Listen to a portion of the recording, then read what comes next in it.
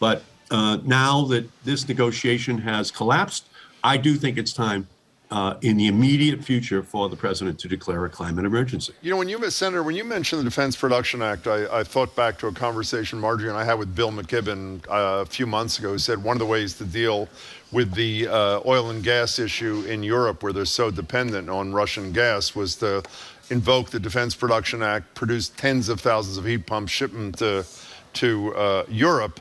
Putting that aside, Bill McKibben was on TV with me last week, the day after the Supreme Court's decision gutting the regulatory power of the EPA, and he said something like the toughest job in the world is John Kerry going around the world as Biden's ambassador on the environment to try to sell us, to use your words, as a global leader. When I mentioned that to Marjorie the next day, she said, forget the climate. How about on guns? How about on women's freedom? How are we the global leader on anything after the inaction of the Congress, thanks to Joe Manchin, and the grotesque behavior of the Supreme Court of the United States? Well, you are right, of course. You cannot preach temperance from a bar stool. Yeah, you cannot tell the rest of the world what the best behavior is if you're not engaging in it yourself. And so whether it's climate or women's rights, or gun safety, we're in a process of losing our moral authority, and as a result, our political authority to extract kind of a global approach to dealing with all of these issues. And so, yeah, it's a much more difficult position by far to have the Congress collapse on a climate bill. To be John Kerry then going around the world and saying that they should raise their standards as well, which is why I cannot take off the table the possibility that with this second reconciliation bill that we could also use, and only requires 50 Democrats, that in August or September or even October, as inflation continues to come down, that we try to get Joe Manchin back to the table and that we pass something which is meaningful, because that will strengthen John Kerry's hands. And we also have to show, for example, just going back to Marjorie's point, that while the Supreme Court has made devastating decisions with regard to guns and women's health care, and with regard to the EPA's authority to control greenhouse gases, that individual states all across our country are now going to strengthen their laws, to pick up that fallen mantle and to try to make up as best as they can for the lack of leadership from the federal government level because of the constraints the Supreme Court has placed upon them. So that would be my position. And Massachusetts, of course, has to be in the lead. And it is on climate, on women's issues, on gun safety, and we have to do even more. You know, Senator, you obviously know your colleagues. I don't know any of these people, but I wonder if there's a lot of still climate denial among significant numbers of Republicans, and that's part of why we're not getting anywhere. Is that still a big issue? I think it's more the old saying that it's hard to understand something when you're paid not to understand it. So because the oil, gas, and coal industries are the largest contributors to the Republican Party, especially the dark money, which is inside of the political system in the United States, their hands are tied. Okay? These industries are funding their individual candidacies, their collective ability to try to win the majority.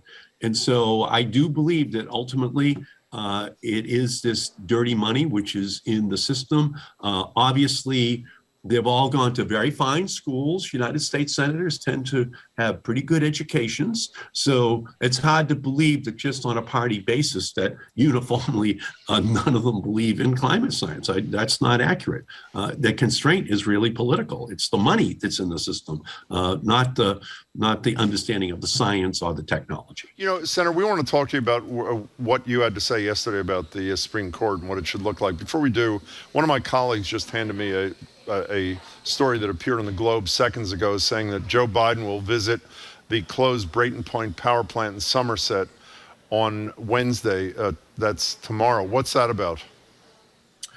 Well, I'm assuming it's going to be a part of the president's commitment to ensuring that executive actions are going to be taken in order to fill this gap that legislation has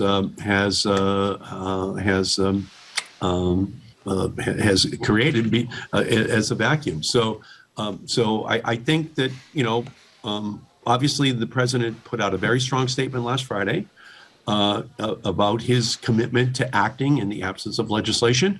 And I would assume that is what tomorrow's visit will be, if the Globe report is accurate, because I don't want to commit on something that I have not been told is absolutely finalized. So, Senator, we're going to talk to our listeners in a few minutes about the fact that as dismal as the Congress's record has been of late, at least you have an opportunity to change that every couple of years. As of the moment, you have an opportunity to change the Supreme Court, at least in a big way, maybe every 30 years if you're lucky, with 3 Trump-added, very young justices, needless to say. You were a leader of a press event yesterday talking about reform of the Supreme Court. Could you tell people what you're proposing and what you think its prospects are? Yeah, the Republicans, meaning Donald Trump and Mitch McConnell, stole 2 Supreme Court seats. And as a result, they now have a majority, which has already begun to act. And we saw that in the EPA case, in the abortion case, and in the gun safety case. And what Justice Thomas said in his concurring opinion, that they've only just begun. He's pretty much made clear that it's just a preview of coming atrocities from this Supreme Court. And so from my perspective, the best way to deal with that is to expand the Supreme Court. It's happened in the past. Abe Lincoln did it during the height of the Civil War. We cannot allow for this illegitimate Supreme Court to continue for the next upwards of 15 years to not have any constraints upon what it can do to undermine the last 2 generations of progressive changes in our country. And so our legislation that I've introduced with Senator Warren and Senator Smith, and on the House side, there are now upwards of close to 60 members who have signed on, including Mondaire Jones and Jerry Nadler, is to expand the Supreme Court in order to recapture those stolen seats. And obviously the first step has to be to repeal the filibuster. And then with 51 votes, because it's a legislative action, to expand the court. So I believe that that's the most constitutional way, that is historically protected area in terms of congressional action. It's been done several times in the past, and as a result, the precedents are there. And to just begin this movement to ensure that in the election of 2022, everyone understands that the Supreme Court is on the ballot, and that as they vote, and it could potentially lead to 2 additional Democratic seats, which would then give us the ability to be able to repeal the filibuster and to expand the Supreme Court. We're talking to Senator Ed Markey. Yes, Senator Markey, given the difficulty getting rid of the filibuster even for voting rights, how hopeful are you that we could get rid of the filibuster for this, or anything, but specifically for this? Well, again, this goes to elections. Clearly, we have John Fetterman in Pennsylvania now ahead. Prospects are good up in Wisconsin as well. We have to hold on to our existing seats. This is all about elections. It's all about making sure that we give ourselves the ability to make these changes, knowing that we have 2 Democratic senators right now who have real reservations about repealing the filibuster. But it doesn't mean that this year can't be the change. And as you know, right now in polling, it says, and it can't really base an election on something that's 3.5 months out. But the people right now are more likely to vote Democrat than Republican at the congressional level. So we just have to take all of these issues, climate, abortion, guns, and all the other atrocities that we can explain to the American public are in the offing if we don't change this Supreme Court, and to just put it on the ballot this year, hope that we can pick up those seats, and then take the action on an emergency basis that is necessary so that we get the immediate cessation of these Supreme Court decisions, because Joe Biden would be able to nominate the justices that could counteract this radical, illegitimate Supreme Court. Yeah, Senator Markey, what do you say to your colleagues, forget the public, your colleagues who are holdouts on these things when, one, they say, if we expand the Supreme Court by X numbers of seats, then when Mitch McConnell takes over and the Republicans take over the House, whenever that is, they'll expand it by another couple to regain a majority. And secondly, in terms of a filibuster, a carve out for the filibuster, you do it for X, whatever it is, and they do it when they control Congress to ban abortion nationwide. What do you say to those colleagues when they say that to you? I say they're not going to stop. You know, as Maya Angelou says, when someone tells you who they are, you should just believe them the first time. Well, we're not at the first time with Mitch McConnell and this radical Republican Senate. Okay, it just happens over and over and over and over again. And we've already seen in this first iteration of the Supreme Court with these 3 new justices now fully empowered, that they're not going to stop.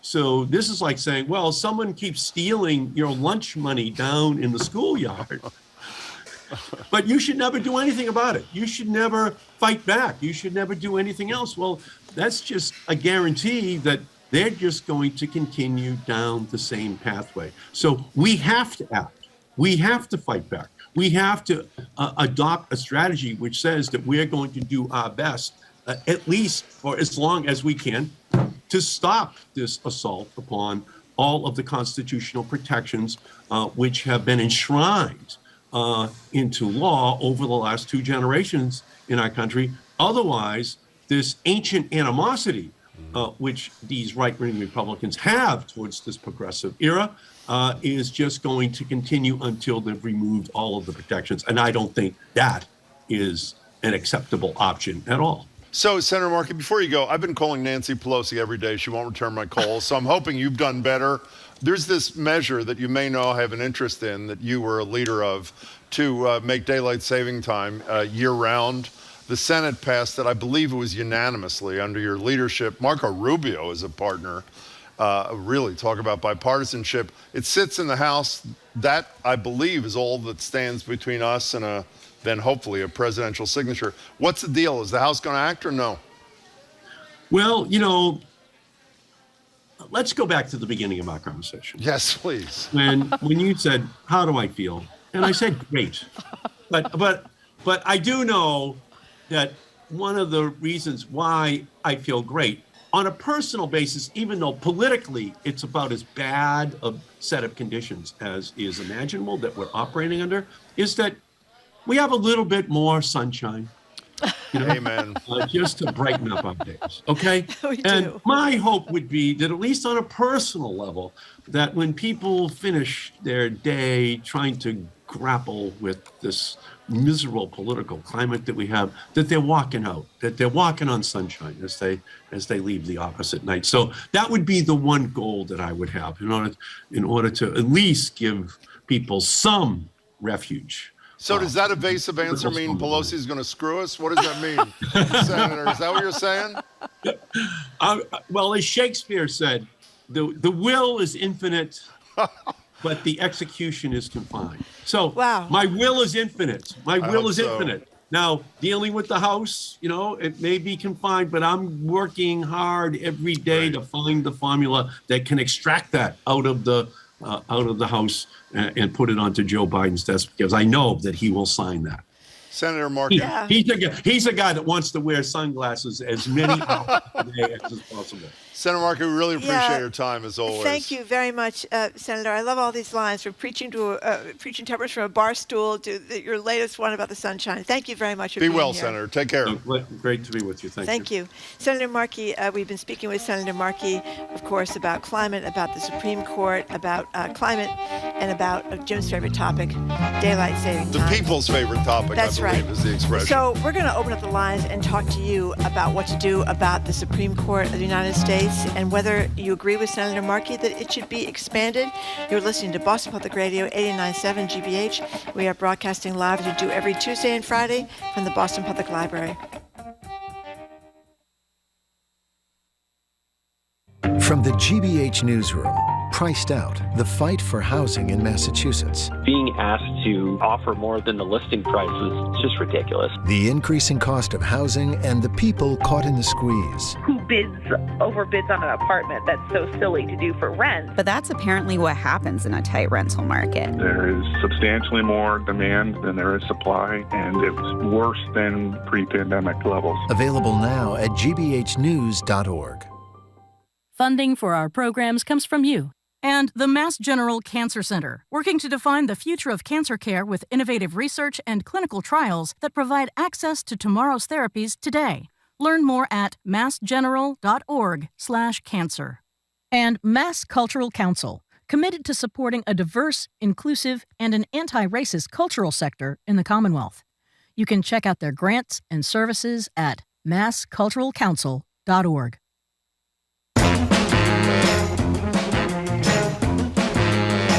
Welcome back to Boston Public Radio, live from the Boston Public Library, streaming on youtube.com/GBH News. The Supreme Court's conservative majority managed to undo decades of progress in just a couple of weeks this year on gun control, the federal government's ability to combat climate change, and a woman's right to control her own body. Progressives like Ed Markey, we just spoke to, think adding seats to the Supreme Court, which Congress can do, by the way, doesn't require a constitutional amendment, would solve some of the ideological balance issues and bring legitimacy back to the court. Do you think this is the right move, or should politicians focus more on their own seat at the table and get Congress under control?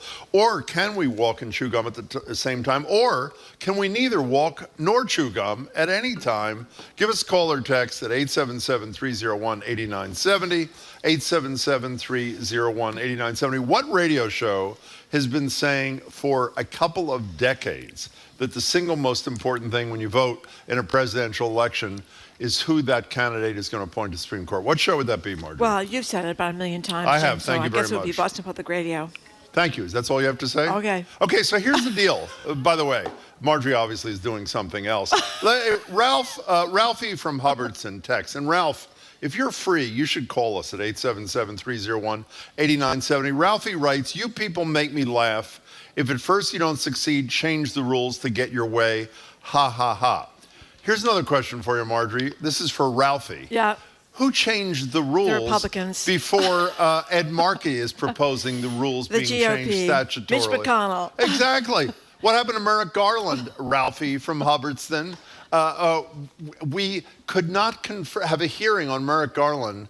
Was it 8 months before the election because it was too close to the election? Correct. But we could have a hearing on Amy Coney Barrett, even though the voting had already started In the election. Because, as was intimated by Ed Markey a few minutes ago, the Republicans play by one set of rules, and the Democrats play by another. And I guess Markey's suggesting that both sides should play by the same. Well, I don't think the 877-301-8970. I don't think the Republicans lately have played by any rules. No, they changed the rules.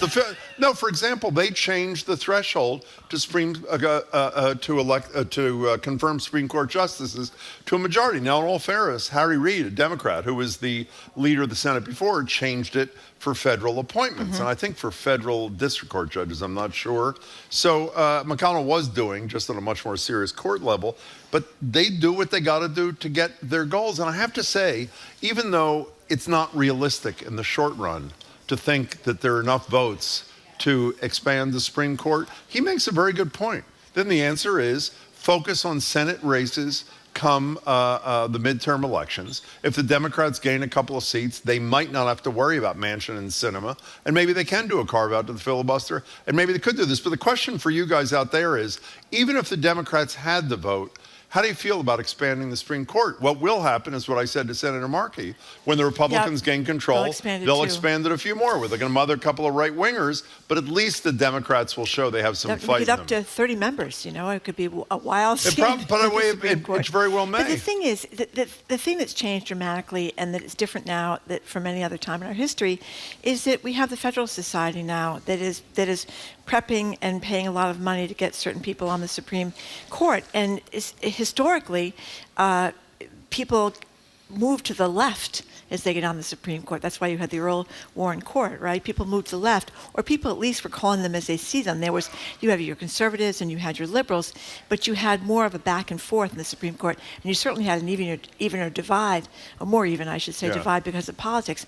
Now you have a 6-3 court, but at least the last three, Kavanaugh, Coney Barrett, and Gorsuch, are creations of, as I said before, the Federalist Society, and they have an agenda which is to get rid of the regulatory powers of the federal government. I think that's pretty clear.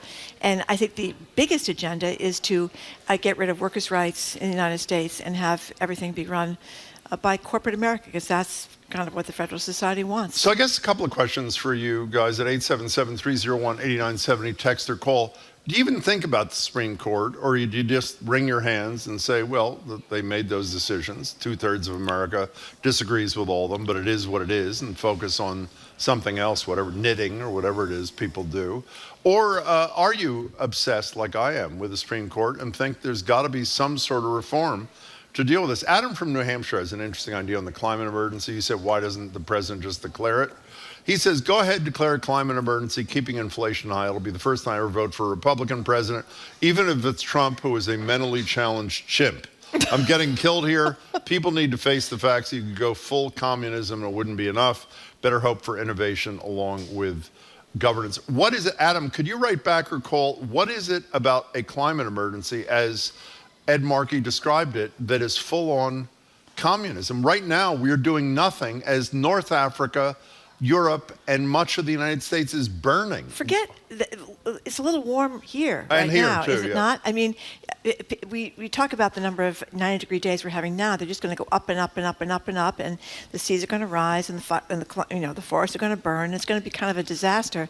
But I'm not even clear what the link is between a climate emergency and inflation. What is the link, please? Well, pouring more money into the economy. Is that the idea? The Manchin view of the world, which I assume is what Adam's talking about, is the reason I can't vote for the climate thing. Now, the real reason is because he's owned by coal. Right. The reason I can't do it is because the more money you pour into the economy, the more it fuels inflation. And if we're going to do $500 billion on climate change, which is what one of the more aggressive proposals in Build Back Better would do, it's going to add to the inflationary spiral. That's the theory. By the way, the court should not be expanded, someone writes. This is Ernie from Everett. Term limits limit the number of appointments per presidential term. The problem with that, according to people like Nancy Gertner, former Judge Gertner, is justices only, and I use the word only advisedly, requires a vote in Congress, and I assume a signature by the president. Adam in Plymouth, you're first on Boston Public Radio. Thank you for calling. Hi.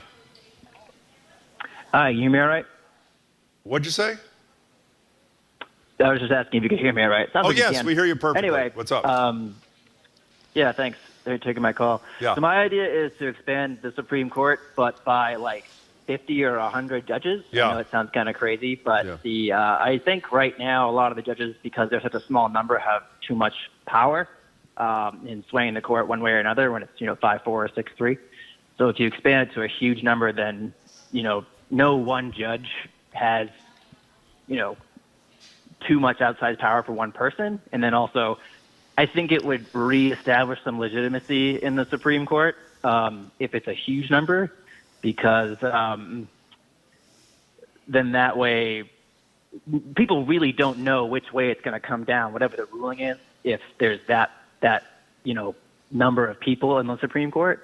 And then my last thing about it is that I think if this was to be entertained, it wouldn't be, I think whenever it passes, it should start or be enacted 7 years after it's voted on. That way you can, separated from the incumbent party. Senate. Yeah.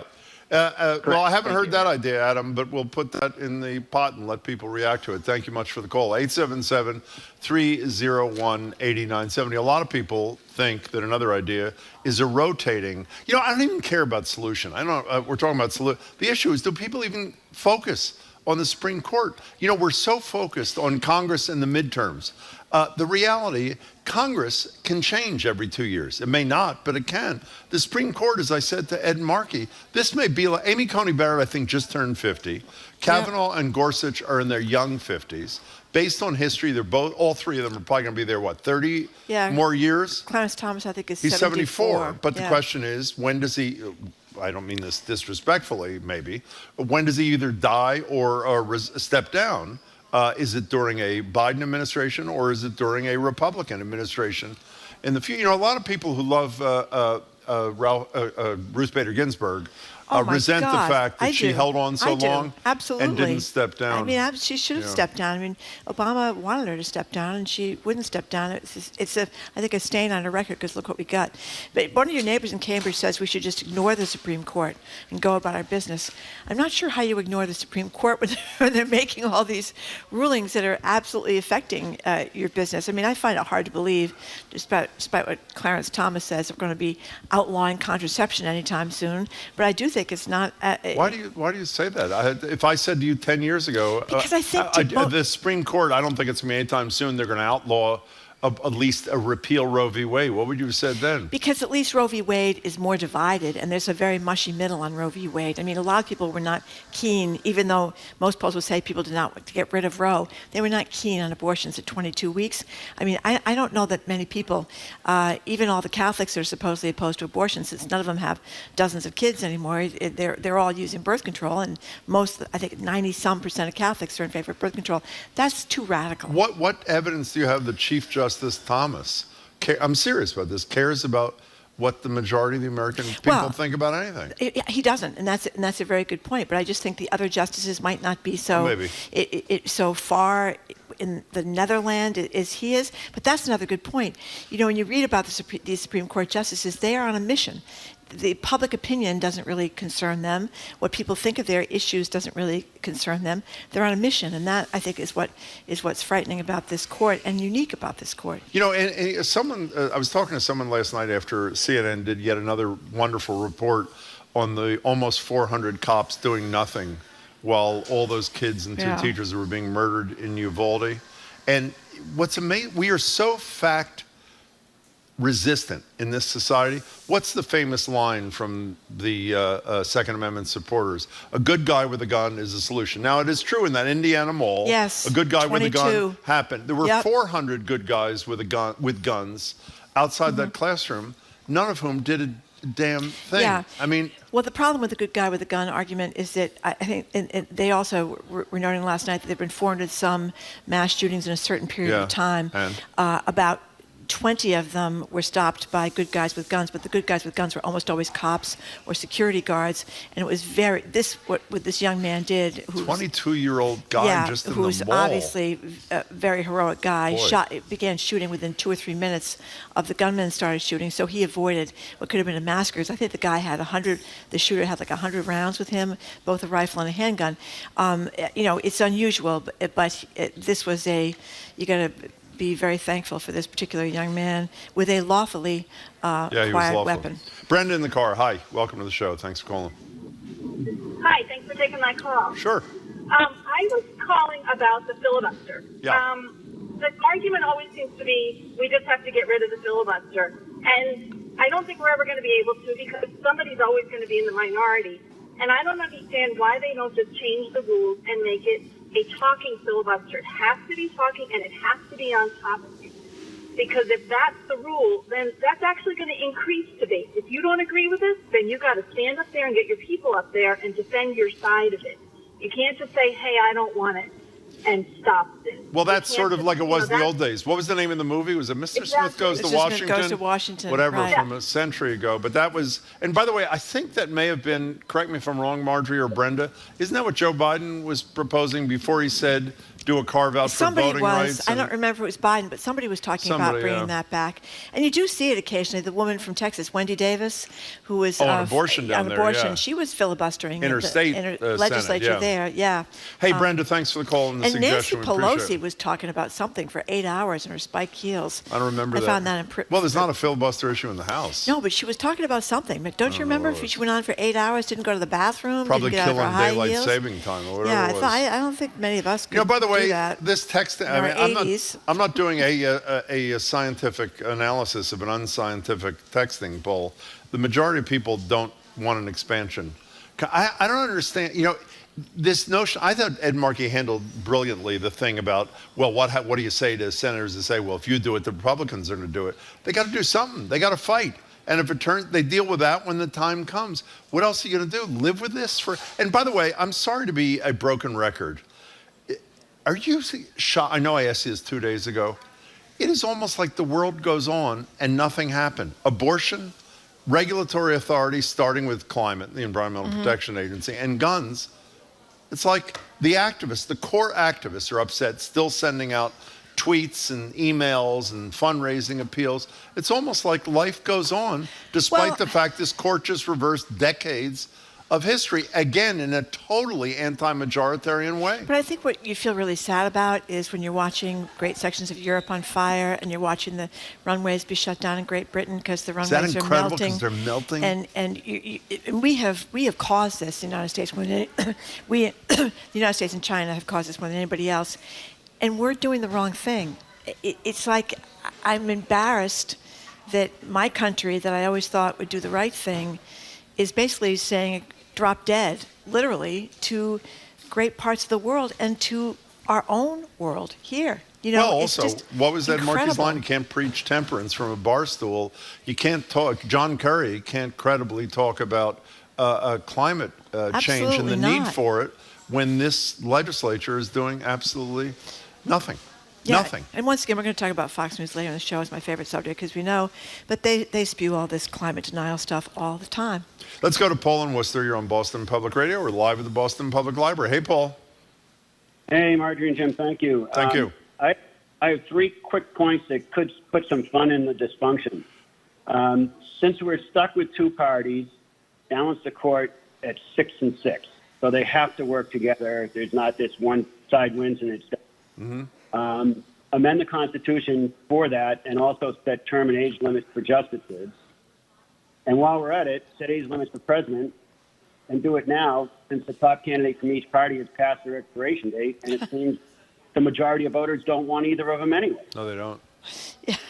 By the way, did you see the poll the other day, Paul, that the dislike, that may be the wrong word, but it's close to that. The dislike, disapproval, unhappiness with both Trump and Biden as candidates in 2024 is almost exactly the same set of numbers as how people felt about Hillary Clinton and Donald Trump in 2016, and they were the 2 most disliked presidential candidates in the history of polling. Paul, some creative thoughts. Thank you for sharing them. We appreciate it. Well, we have a text from Carly from Canton who's talking about, and I didn't know about this, maybe you do, Jim. What's that? Pete Buttigieg, the transportation secretary, talked about expanding the court, but equal number, similar to what Paul said, of seats reserved for Democrats and Republicans, and a 3rd section for judges that are mutually agreed upon. I didn't know about that. I think he may have said this on our show in the library. He did? I believe oh my he God. did. Well, I'm not 100% sure. But you know what the problem is? There's a million great ideas, but the issue is we can't seem to get anything done. I think lots of people have great suggestions. Well, I am generally where you are in cynicism city. But while the gun reform they passed was not revolutionary, it was something. First in 25 years, you got to keep beating the drum. And then ultimately, maybe, as Markey said, you elect a couple more Democratic senators who are willing to do a carve-out from the filibuster. But what are you supposed to do? Because you don't have the votes, sit there mute and do nothing? You're supposed to keep trying. You're actually supposed to keep trying, and I should be less, wouldn't say cynical. What are you? I'm not skeptical. I'm not filled with hope at this particular moment. Because on the front page of the Globe the other day, what did I read about? That there's 20,000 people in the state of Massachusetts that are going to now be able to get their carry a concealed weapon without a reason because of a Supreme Court decision. That's a lot of people. We don't want to be sitting next to them at the soccer game when things get out of hand. You want to be hopeful. What's the high going to be today? 93 here? 93. It's 114 in Phoenix. So Is that part of this country? And you know what we should be thankful for? The runways at Logan are not melting. By the way, I hope people don't think Marjorie was being rhetorical. They are melting. The Royal Air Force, or whatever the hell it's called, closed the runways wherever they fly their planes from because they literally were melting, not to mention the fact, I don't understand this terribly well, but did you see they're wrapping the rails in some of the train tracks? Because they're worried about them melting or whatever happens to metal when it gets too hot? I'm stuck behind, I got here late this morning, I'm stuck behind this big truck full of liquefied natural gas. And it's in the back refrigerated. I'm thinking to myself, gee, I'm hoping there's an explosion here as I'm going down Commonwealth Avenue. But you made it. Because it was so damn hot. Anyway, we're talking about expanding the Supreme Court, what to do about the Supreme Court, since the same people are going to be in the Supreme Court for decades, if not more, at least some of them. You can call us or text us at 877-301-8970, 877-301-8970, or tweet us at Boss Public Radio. We are broadcasting live as we do every Tuesday.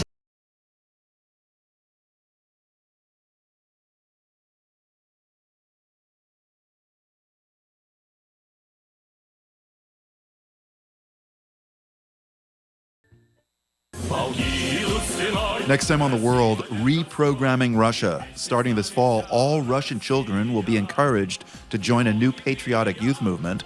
It's thanks to a law signed this month by President Vladimir Putin, part of his effort to steer Russian society away from Western influence. Inside Russia's domestic propaganda machine, that plus the day's news on The World. This afternoon at 3, here on GBH News 89.7.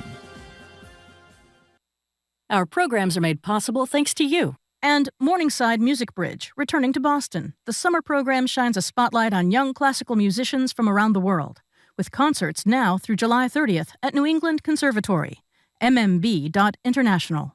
And the University of Massachusetts Amherst. Be revolutionary. UMass is the Commonwealth's flagship public research university and committed to the relentless pursuit of progress. Learn more at umass.edu.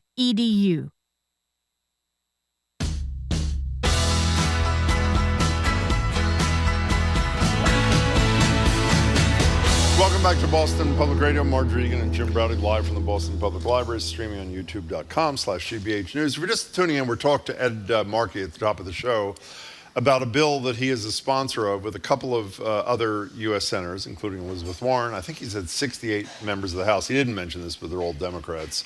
About expanding the Supreme Court, how to lift the cloud that hangs over the U.S. government and the cloud put there by the Supreme Court. Our number is 877-301-8970. Here's the other side. Most people have been against it. Here's Karen in Warwick, Rhode Island. I'm totally for expanding SCOTUS. The Dems have continued to be too good while the Republicans continue to play below the belt, play the game by their rules, and even out the court. Here's a good one. Step 1, Democrats expand the court. Step 2, Republicans expand the court when they get back to power. Step 77, I'm on the Supreme Court, you're on the Supreme Court. It's a new universal jobs guarantee and direct democracy. Ray, I like that. I like it too. Ray in Weymouth, hey. First, you want a real good trivia question? No. Okay, sure we do. Go ahead, what is it? Okay. In the movie The Graduate, where did he graduate from college? Must have been some California college. I don't know, UCLA or this USC is Dustin or Hoffman something. when he was like 25. I don't What's know. the answer, Ray? He graduated from Williams. Williams. You're In the kidding. movie, there's two references. One is Effman, and the other is Purple Cow. Wow. I grew up in Williamstown, so I know these things. Well, let me tell you, thank God you shared that with us, because I was dying to know the answer. That's a stumper. Yeah, that's a good stumper. one. Okay, what else you got, Ray? I figured it was California. Okay, obviously. what I got is, do we know on the docket now if there are any dangerous, from a Democratic liberal point of view, items on the docket, or is the docket not For next term? Yeah. Affirmative action in higher education. And the only other North thing, Carolina. democracy, out of a case in North Carolina, which basically says, and thanks for the call, Ray, and thanks for the trivia, that state courts will have no power, that the final authority on a vote in a particular state will lie with the legislature Correct. in that state, cannot be reviewed Which basically means by the court in the state. Which basically mean that Republican legislatures all across the country, if the Democrats win, can basically overturn the win of the Democrats and That's say the that the theory. Republicans win. I mean, that's what we're up against here, that your vote really won't matter if you're in these states because...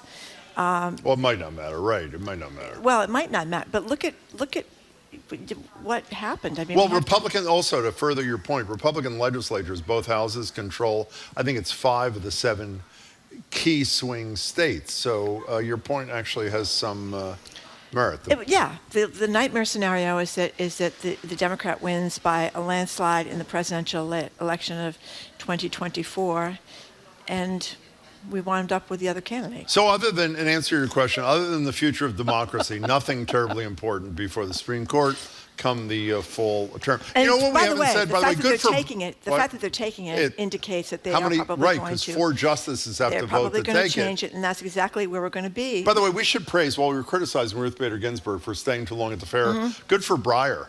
He didn't have to step down. He apparently was in good health. He stepped down. Ketanji Brown Jackson was his replacement. And that, obviously, he could have stuck around. What? There must have been a million articles saying, please step down, please step down, Yeah, please well, he step did. down, please He step did. down. I mean, He did. so he He did. You don't know what his position would have been without those. I do not. Stephen from Exeter, thank you for calling. Hey, Stephen. Hi. Hi. Two historical points. One, if we look at the history of the Supreme Court, it's fairly conservative. It's made some horrendous decisions over the history of our country, especially about racial discrimination and whatever. Right. And the other thing is in the 1800s, late 1800s, the Supreme Court was often ignored. What does that mean? And that means nobody followed their rulings. And I mean, that's just a bit of history that maybe we're making the Supreme Court into something that it's not. And we should work on the legislation instead of the Supreme Court. Well, I hear you. I think we can do both. And I don't, there doesn't seem to be a spirit in this country to do what you said was done in the 1800s. They are the final arbiters of what the law is in this land. And obviously the hope is that people will fight against unjust laws. But look what's happening on the, Stephen, thanks for the call, on the abortion front. How many doctors, even in anticipation of the case, after the Alito opinion was leaked, stopped performing abortions? I think with due respect to Stephen, it might have been easier to defy what the Supreme Court said in California in the 1800s than it is in 2022 in the United States. So I think it's a different time. And I would also argue that the Supreme Court since the 60s has been, since they made when was Brown v. Board? That was 54, I think. Yeah, since then it's been moving, not necessarily liberal, but just more of an expansive. I mean, that's the kind of thing. Haven't we been expanding people's rights for all these decades, giving people more rights and more rights and more rights, and this recent court is taking away rights, away rights, away rights. And I think that is kind of a U-turn, I would say. Phil in Route 28 on the Cape. Hey. Hi there. I got a little bit of a pie in the sky suggestion here. Yeah. Let's impeach the 2 justices who lied. It's pie in the sky. If everybody is so against the court, they need to elect enough senators to do this, to convict. Well, that's Ed Markey's position. And by the way, the person who wants to see those 2 justices who you and this woman say lied about their position on precedent, and specifically Roe, is Alexandria Ocasio-Cortez thinks they should be impeached too. So, Phil, you're in relatively high-profile company. Thank you very much for your call. We appreciate it. John from Medford wants to know why we're blaming the Republicans for voting against climate change stuff, because he says he's a conservative but a strong environmentalist, supports the Sierra Club, Appalachian Mountain Club, et cetera, et cetera, et cetera. I think the answer is because, as we all know, Richard Nixon was the guy that started the EPA way back in the 70s, but the politicians that are now Republicans in office have been stymieing legislation on climate. I mean, I'm sure there are some exceptions, John, in Medford, but they're in the serious minority. Well, which exceptions in the Senate are they? Which of the senators is going to vote for a climate bill? I don't even know. I mean, John, maybe you can tell me which of the senators is going to vote for a climate bill, but I don't think any Republicans and senators. I could be wrong. There may be a couple that I don't know about. You know, I can't remember. Liz Cheney, that I think has done such a great job on this.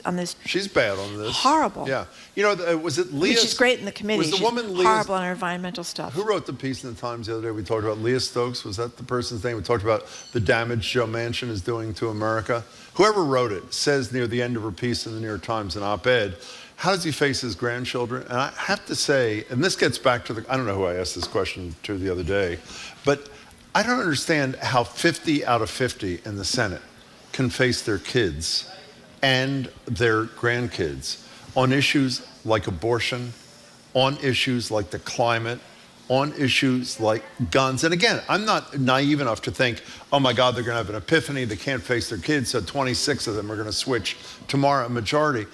Not one of them apparently cares about how they're going to be remembered. I mean, when history is written of this period, let's look at today.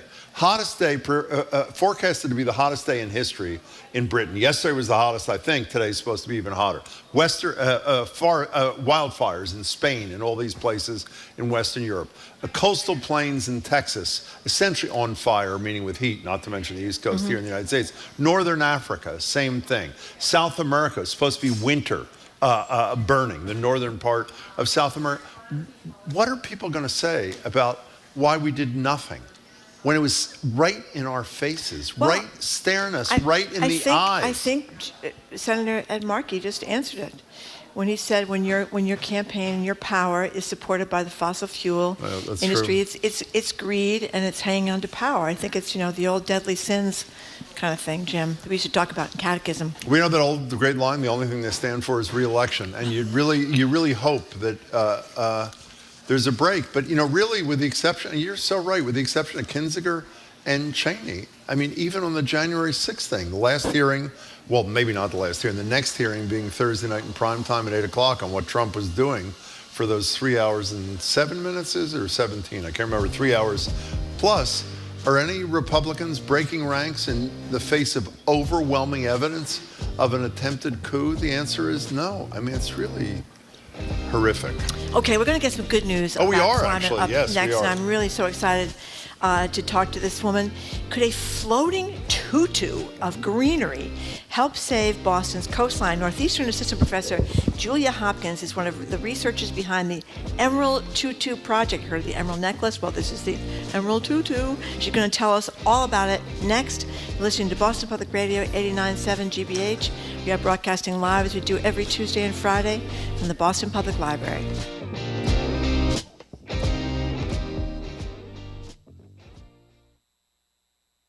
I'm Frank Oglesby, voice of the T. The doors are opening for smart conversation with Jim Braude and Marjorie Egan on Boston Public Radio. Local perspective, local voices. Welcome aboard, Boston's local NPR. Support for our programs comes from you and the Boston Speakers Series, returning to Symphony Hall for 7 evenings, featuring former Attorney General Loretta Lynch, death row exoneree Anthony Ray Hinton, and New York Times columnist Tom Friedman. bostonspeakers.org. Discover the countless ways Los Angelinos connect with the outdoors in their sprawling city. That's coming up on the next episode of America Outdoors with Baratunde Thurston. Tune in tonight at 9 on GBH2. I'm reporter Marilyn Scherer, and you and I are listening to 89.7 WGBH, WGBH HD1 Boston, online at gbhnews.org. Boston's local NPR. At on Boston Public Radio, we are live at the Boston Public Library today. At the top of the noon hour, environmental engineer Julia Hopkins will join us. She's working on a wild solution to rising sea levels around Boston. Her latest, floating mats around Boston's shoreline. They're affectionately called the Emerald Tutu. And it's Ryan Landry of the Gold Dust Orphans here to talk art, aliens, and what's going on in P-Town. You may know Adam Conover, the so-called investigative comedian from his great true TV show, Adam Ruins Everything, where he debunks common misconceptions about, well, everything. He's currently touring Boston. We'll chat with him. Then media maven Sue O'Connell on the growing number of Republicans distancing themselves from the former president. Then we'll get your thoughts on the latest craze in Japan. Working napping pods. Fantastic. When can we bring them here? That's all to come. Boston Public Radio, 89.7 GBH.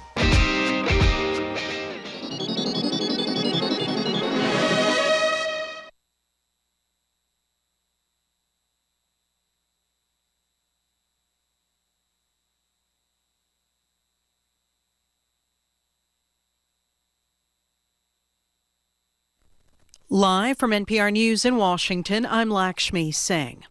Keeping cool in whatever way manageable is the order of the day across Britain. It is not easy. The country's recorded its highest temperature, more than 40 degrees Celsius or 104 degrees Fahrenheit. Few homes were built with central air conditioning, given Britain's typically temperate climate. Robin Monroe, a teacher in London, is out and about in a level of heat and humidity she and so many others are just not used to. I'm pretty desperate. I mean, there is sweat running down everybody's backs, and it's quite the queue. But it's hot. Extreme heat warnings have also been issued in France, where wildfires there, Spain, and Portugal are still raging. Thousands of people have evacuated. Two former White House aides are slated to testify Thursday before the House Select Committee investigating last year's insurrection at the U.S. Capitol.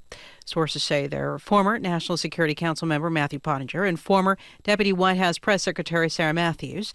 The hearing is expected to complete the committee's summertime series of presenting the findings of its investigation into the January 6th attack. It's primary day in Maryland. The Maryland gubernatorial contests are drawing attention. From member station WYPR, Rachel By reports the Republican primary features a candidate endorsed by current Governor Larry Hogan against one backed by former President Donald Trump. The most recent poll shows a statistical tie between the two Republican frontrunners. Hogan is backing his former Commerce Secretary, Kelly Schultz. Trump has endorsed Dan Cox, a member of the House of Delegates who tried to impeach Hogan over COVID-19 related restrictions. John Deedy is a political science professor at the Community College of Baltimore County. If someone like Dan Cox can win a primary, it shows even a bigger hold former President Trump has on the Republican Party. Meanwhile, 9 Democrats are vying for the chance to take back the governor's seat after Hogan's 8 years. For NPR News, I'm Rachel Bay in Baltimore. The European Union's executive arm reportedly has proposed earmarking 500 million euros for joint defense procurement in the wake of the Russian invasion of Ukraine. And the military aid EU nations have offered to Kyiv. Associated Press reporting the European Commission says in a statement that the first ever such pooling of resources, quote, will avoid competition among member states for the same products and facilitate cost savings. At last check on Wall Street, the Dow Jones Industrial Average was up 487 points, or 1.5%. It's NPR News. Good afternoon. With the latest from the GBH Newsroom, I'm Henry Santoro in Brookline. No sooner did First Lady Jill Biden make a few stops in Massachusetts over the weekend, President Joe Biden will be in the state tomorrow. Several media outlets are reporting that Biden will visit the former Brayton Point power plant in Somerset. The event will focus on the climate crisis. The former power plant at Brayton Point closed in 2017 after more than 5 decades of operation. In its day, it was the largest and most polluting coal-fired electricity plant in New England. In 19 days after the start of the new fiscal year, lawmakers in both branches of the legislature unanimously approved a nearly $53 billion state budget last night. Governor Charlie Baker, who is in Aspen through tomorrow, now has 10 days to look it over, leaving lawmakers very little time to deal with any amendments or vetoes the governor may propose before the formal session ends at the end of this month. And the state slots parlors and casinos last month generated a cumulative $93 million in gross gaming revenue, a slight increase over May's totals, and enough to produce almost $26 million in revenue for the state. Encore Boston Harbor led the way with more than $60 million in gross gaming revenue for the month of June, about $2 million more than the Everett Casino raked in May. And the forecast this Tuesday, well, it's one of those expected 4 or 5 days heat waves that we're in for. Sunny low 90s today. Lots of sunshine Wednesday through Saturday with temperatures in the mid to upper 90s each day. Stay hydrated, find a cooling station, and know that Christmas Eve is 158 days away. This is GBH News. Support for NPR comes from NPR stations. Other contributors include DuckDuckGo, committed to making privacy online simple. Used by tens of millions, they offer internet privacy with one download. DuckDuckGo, privacy simplified at duckduckgo.com.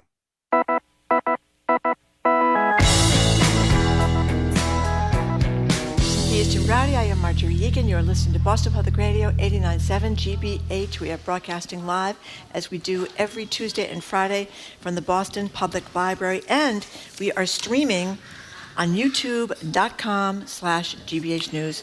Hello again, Jim. Hello again, Mark. Just one little update. You were talking to our next guest while Henry was doing the news. When we talked to Senator Markey an hour ago, he didn't have firsthand knowledge of the president tomorrow going to Brayton Point in the shuttered Brayton Somerset. Point in Somerset. Henry just said it's happening. Maybe he's going to announce the executive action that Markey was hoping he was going to do. But the president is coming to Somerset tomorrow to visit the formerly coal-powered plant. It was right next to my hometown and spewing all sorts of pollution, I forgot about that. Into the air and giving everybody asthma and all sorts of other terrible things. So in any case, we've all read the reports. If we don't act on climate change in the next few years, Boston as we know it will not exist. And it's not hyperbole. Reports indicate sea levels are on track to rise more than a foot by 2050, leaving large sections of the city underwater on calm days. Our next guest is part of a team of researchers trying to ensure Boston's coastal resiliency through an incredible project called the Emerald Tutu, essentially a skirt of floating greenery along the most vulnerable parts of the city's shoreline. She'll explain it a lot better. Here to tell us all the details is Julia Hopkins. She is an assistant professor of civil and environmental engineering at Northeastern. Julia, it's great to meet you. Thanks for being here. Good to be here. Thanks for having me. Pleasure. Well, I'm so happy to be talking to you, Julie. I said before we went on the air, I've been so depressed all morning. We've been talking to Ed Markey about it, the disastrous inaction on climate at a national level and all the other problems. So glad to hear that we have something going on that may really help Boston. So tell us what's going on over there. It's East Boston, right? Where there's the Emerald Tutu, named after the emerald necklace, I assume. Yes. The Emerald Tutu is going to be. Yes, so the Emerald Tutu has a couple of home bases. We have a workshop in Cambridgeport, which is where we sort of start fabricating, designing, talking together as a team. That's our main hub and meeting spot, but that's all indoors, so it's very useful for the winter. But for the summer, we have our East Boston site where we make the prototypes, deploy the prototypes, and send the prototypes out into the waters to see how they're going to manage over the next couple of seasons, over the next couple of winters. So the Emerald Tutu, in case you don't know, is a series of interlinked floating wetlands that are designed to be vegetated, so vegetated with natural vegetation and very dense.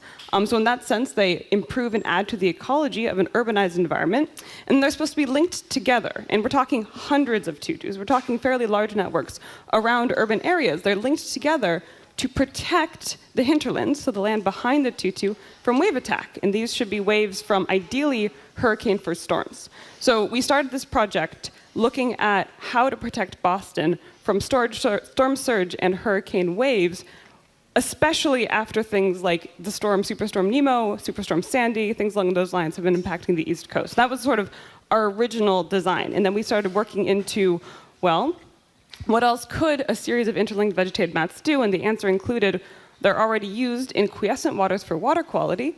They're used to beautify an urbanized landscape. They're used as ways to get people to interact more with the coastal environment that otherwise they might be shut off from if we had, instead of a natural, nature-based solution, which is the Emerald Tutu, a seawall or something that was more concrete-based. So let's get down to nuts and bolts in terms of what these things look like. But you're quoted somewhere saying that they essentially act as a sponge. Is that not what it is? To take away some of the energy from the waves. Yes. Okay, fine. So these are circular deals. What's the diameter of the thing? About the length of one of my grad students last we checked. So about, 2 meters, 2 to 3 meters. It depends on we've gone through a few iterations of the design, and it's certain that 2 to 3 meters is going to be a single unit, but there will be variation given what grows on it, effectively. And the only thing you know so far, from what I understand, based on this East Boston deal, and Salem is the other place, wherever you plop one in the water, you're nodding in agreement, okay, is that vegetation will grow. In fact, it grew faster than you thought it would, which helps the sponge effect kind of thing. Absolutely. So the vegetation, from a physical standpoint, the vegetation is density. And the more dense units you can have in the water linked together, the better your wave dissipation is going to be. The vegetation has the added benefit of being an extra ecological dimension to what is otherwise an urbanized environment.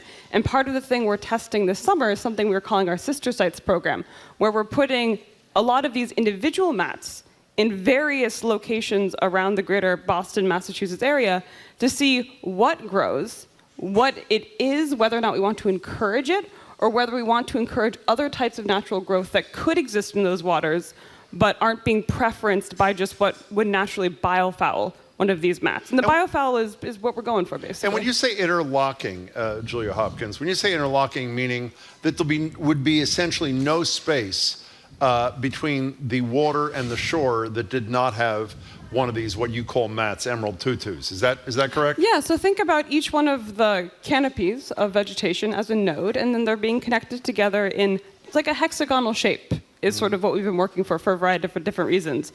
And there should be layers of these things that interact between the ocean and the shoreline. Anybody else do anything like this? I'm sorry. Because when I first was reading about this, before I saw the picture, I thought that they were going to go down down this way, that they were going to vertical. But they're horizontal. They're like floating on top of the water. How do they not float away, speaking of floating? They're anchored.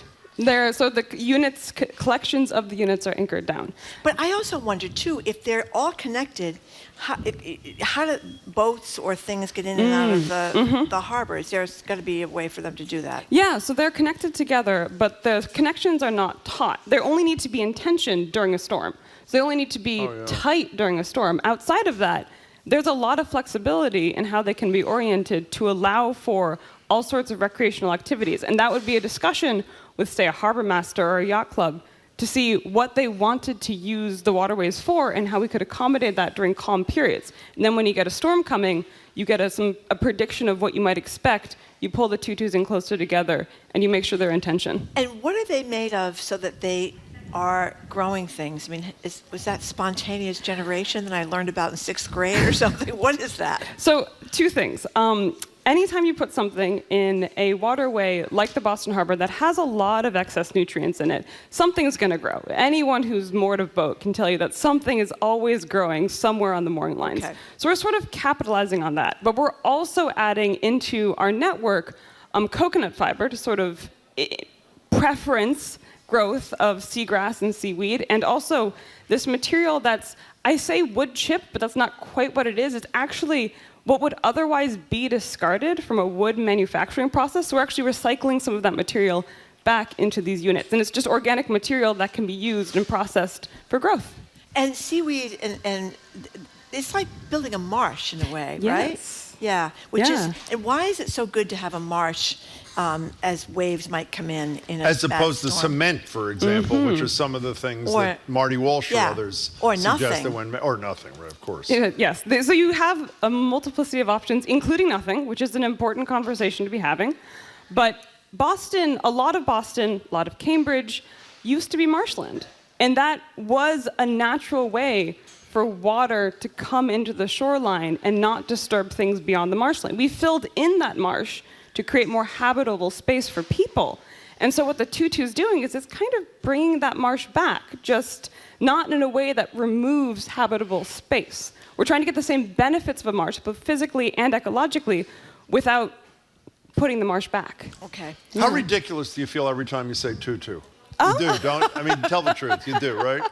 I've gotten, I think it really speaks to the ethos of the project, which is we know this is kind of from left field. We know that we are doing something that hasn't been done before. That's why it's research, really. And it speaks to a very Boston-centric kind of project. Well, speaking of Boston-centric, one piece of political savvy that you you show and everything I've read about you and your project is you keep talking about the buy-in, not your words, mine, from real people, buy-in from communities, buy-in, because it doesn't matter how good an idea is. If it's coming to Boston and a community is not bought in, they're going to reject it. That's the nature of Bostonians. I'm sure it's not just Bostonians, but whatever. But are any officials, like people in state government, for example, or city governments who care about the environment, and Michelle Wu being a good example here, or community leaders? Boat owners. What? Boat owners. Well, no, I'm talking about people who, well, yeah. Is anybody bought in yet, or are you too early in that stage to be looking for buy-in? We're starting a lot of those conversations, so I can't say very much about it. But my Which stance, means they haven't happened yet, right? My stance as a researcher is that you need to show it works first. And the idea needs to be a collaboration between community members who will be most impacted by what happens if we do something or if we do nothing, and the engineering process that makes a product that works. And that's what I really focus on. How do you show that? It seems to me like I know what I'm talking about. I surely don't.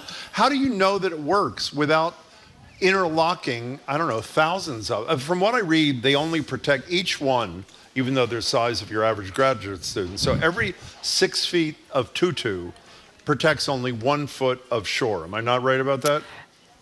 It actually protects less. If you had an individual tutu out there, the waves would just go around. Okay, so you need even more. You need more. Arguably, why do you not need, and maybe you do, thousands of these things interlocking before you're able to say to those stakeholders, a term I hate, but you know what I mean, stakeholders, that this thing, to use your word, works? How else do you demonstrate that it works than doing it?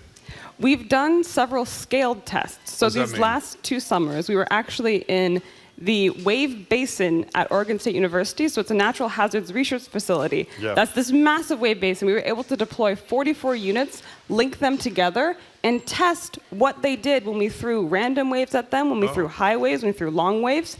And so that was a scaled test, obviously not thousands of units, but that starts to give us a sense of physically what the network is doing to dissipate the waves. How'd that go? Very well. It was amazing. We had it immediately after we got our vaccines. We went to Oregon and we did this experiment, and we discovered a few things we hadn't been expecting. We had expected there to be a scale between the size of the wave and the number of mats you needed to dissipate the energy. That we sort of expected. There was going to be a relationship. We didn't realize that the mats don't need to be right next to each other to have equivalent dissipation as if they are spaced a certain amount apart, which is actually really good for us because it means we can create more beautiful networks with more space in between them, allow sunlight down, and still get the exact same amount of protection. And they will be pretty. I mean, it's going to be a lot of greenery when you look out on the harbor there. You're going to see all these green mats floating around, which I think will be Well, that's in the eye of the beholder. I happen to think that windmills are beautiful, and my legislative hero, who lived on the Cape near you, Ted Kennedy, didn't think they were so beautiful, if we recall, even though... No, but I'm saying there are a lot of people, I assume that's for part of the reason for the buy-in, who are not going to like an artificial thing, even though I know it's not artificial components and it will grow. We're trying to be upbeat here, Jim. No, I want to be upbeat. I really... Be upbeat. Listen, as I said, I don't know anything about science, as you well know, Marjorie, and I'm sure as Julia Hopkins is learning quickly. But the idea seems to make sense to me, but there are going to be people who are saying, don't despoil, no matter how pretty they may look, our water. I mean, is that not, you're going to encounter that, right? Absolutely. And we're working on having those dialogues in a structured way that actually helps us push these kinds of projects forward in a way that makes sense for everyone. So other things I'm doing at Northeastern include working with the School of Public Policy to look at how we have these conversations around all of the options. You don't need to necessarily put it in a tutu. You also don't need to do anything. You could do a wall. We need to figure out how to have a conversation that says doing nothing is an option, and it's going to be a choice you can make, but it will be a choice. How is doing nothing an option? I don't get that. Well, if you want to be underwater, it's well, an option. exactly. Exactly. No, I'm serious. I mean, how is it an option other than being polite to morons? I mean, how is doing nothing an option? The idea is we, as scientists, it's our job to present the most accurate information we possibly can in a way that sort of leads to clear understanding. So that's of what your choices are. Of what your choices are. And absolutely, this includes not doing anything to the shoreline over a certain span of years. And that will have consequences, but we can certainly juxtapose those against the consequences of a barrier, against the consequences of a tutu, against the consequences of a living shoreline, which is another type of nature-based solution, or an oyster reef. And we can sort of look at all of these options together and figure out, what the community wants to do. How would this feel? I'm sorry, Marjorie, go ahead. When you talk about what Jim said, you didn't say it, but that sea levels around here are on track to rise by more than a foot by 2050. And 6.5 feet by 2100. Right, and we're not really doing much of anything in the federal level, as we just discussed with Senator Ed Markey. What does that mean, a foot? Like in a place like East Boston, or even right out here in the Back Bay, this is all wetlands that we're right on top of right now, right? The Back Bay. Back Bay, that's where it gets its name, right? This is underwater. It could be underwater, which would be kind of the beautiful, most beautiful part of Boston. Does that mean, it doesn't mean necessarily the foot it's going to be like a foot higher at the shoreline. It means it's going to come in more, right? Yeah. So what does that mean? 1 foot by 2050, like in East Boston, which is low water level now? So this is a complicated question. And I'm going to say that I'm a coastal scientist and engineer. Projecting out to 2050, I have a sense of one possible avenue that could look like. But this is by no means, there are other climate scientists who will give you more refined answers. Yep. So it's going to first show up probably in the tide. As high tide comes in, you'll start to notice more water coming up. It's not necessarily going to show up in a 1 foot everywhere equally gets raised at the same time, and all of a sudden you just have like the bathtub effect. You get more water, you fill it out a bit more. It's likely going to be a little bit more complicated than that, given what's around your shoreline. So if you're, for instance, Logan Airport and you have just sort of concrete with a little bit of vegetation, you're probably going to see that water come up a bit sooner. Yep. If you're living behind a marsh or behind a beach with dunes, you're going to see different types of effects of that particular water level. If you're living, in Cambridge or behind the dam in the Charles River, that's also going to be a different scenario because we're going to be able to ameliorate some of those effects. But it's a really interesting question of what is that going to look like for Boston, and how do we design our city so that we can keep as many people dry as possible? Or, my other favorite, design so that we can have things be wet and have it okay. Yeah. You are by the way, we're talking to Julia Hopkins. She's an assistant professor of civil and environmental engineering at Northeastern University. We have been very upset about climate change. Well, I have, and lots of us have. So what other kinds of things? I mean, you're in the engineering and environmental department. There must be some other neat things. I mean, everybody isn't totally depressed over there thinking we're doomed. They must be trying to come up with some ideas that could help. So where's the positivity in environmental studies now? The fact that technology has increased at such a pace, we're really positive about offshore wind energy and the fact that there's a lot of momentum being put behind these alternative energy sources. I'm very happy and excited about nature-based solutions that aren't only protective, but also potentially mitigation. Because the more you restore natural habitats, the more carbon sinks you get naturally. That's what these habitats used to be. They used to be carbon sinks. That reduces the carbon in the atmosphere. That's very encouraging to me. I'm very encouraged about the fact that we're willing to look outside sort of traditional engineering structures to look at what's possible for a transformed future. And a lot of people are working to, for instance, look at how to best serve traditionally underserved communities who tend to get overlooked when these sort of transformations happen.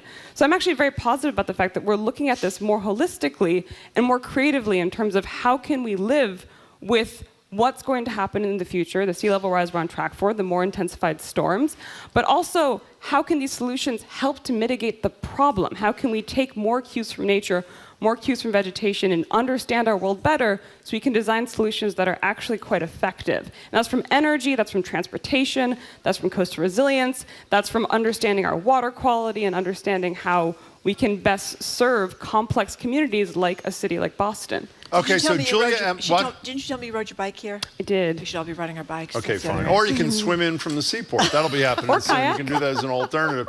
So Julia Emerald Tutu Hopkins here. A couple things. I read that when if they were to happen and they're interconnected, they become a walkway. What does that mean? So the idea is that during calm periods, we'll have walkways threaded through the network. So the mats are not right next to each other. We have space. We'll use that space to invite people to the water's edge. Because one of the things that would make this, I think, attractive to a given community is come visit.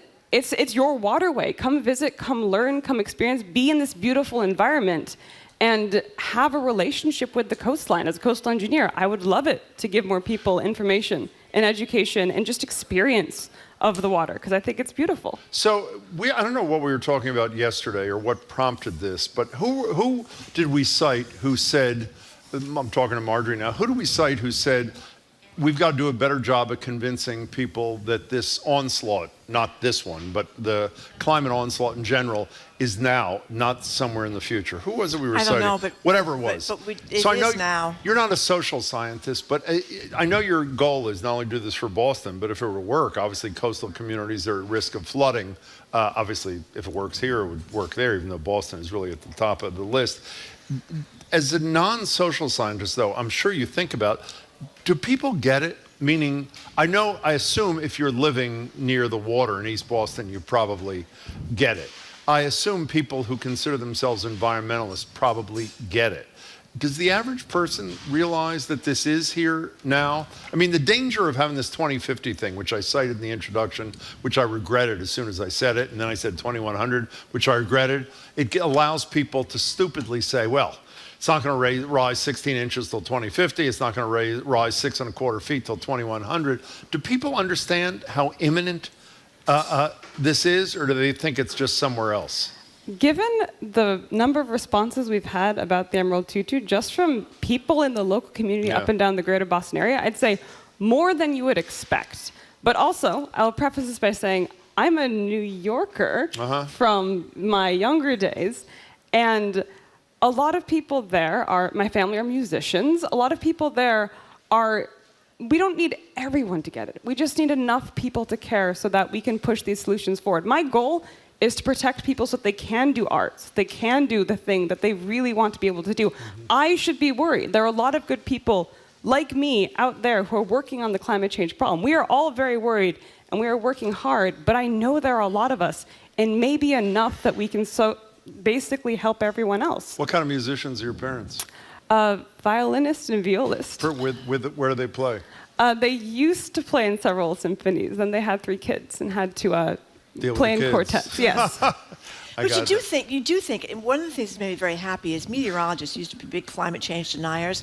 Now fewer of them are climate change deniers, and more you're hearing on the news, which you didn't hear when there were the wildfires or when there were this terrible heat wave. This is related to climate change. Yeah. You are hearing that, so that makes me very happy. And when you hear people talk about when they go on vacation, like Jared, one of our co-hosts here, he's the GBH Executive Arts Editor, here goes out to Montana to go horseback riding. It's what he does on vacation. It's on fire.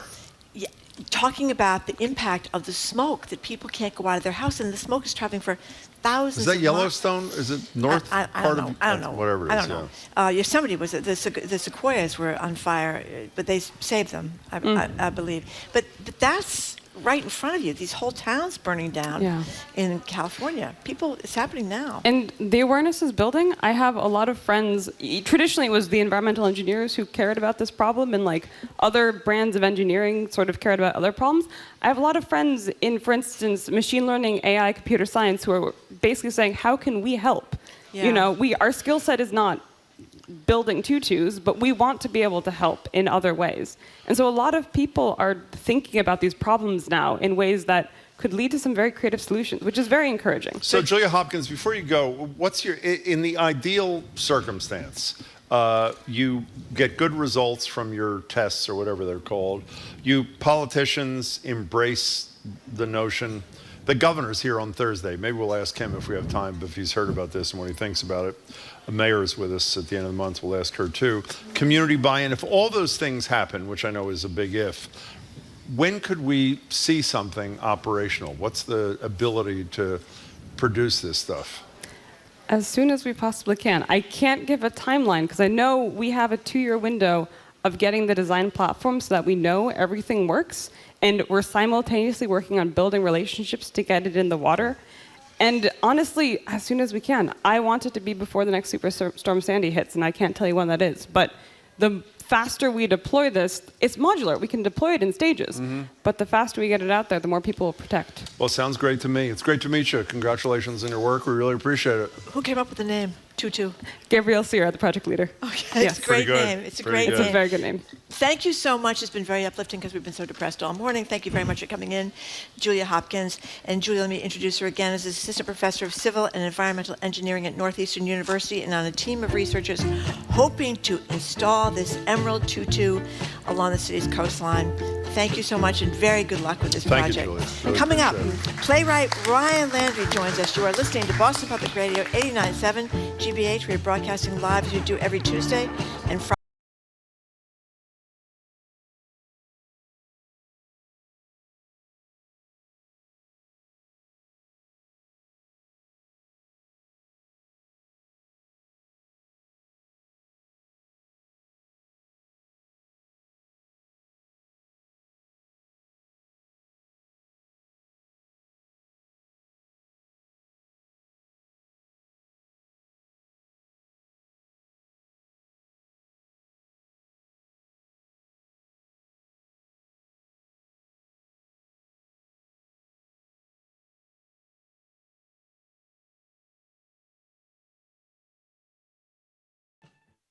It was a full-blown insurrection. This is nothing less than an epic struggle for the future of this country between dark and light. How did we get there? Mr. Jason Van Havenhold, he's a former spokesman of the Oath Keepers. There was a gallows set up in front of the Capitol. This could have been the spark that started a new civil war. Join us Thursday night for our continuing coverage of the January 6th committee hearings, right here on GBH 89.7, online at gbhnews.org.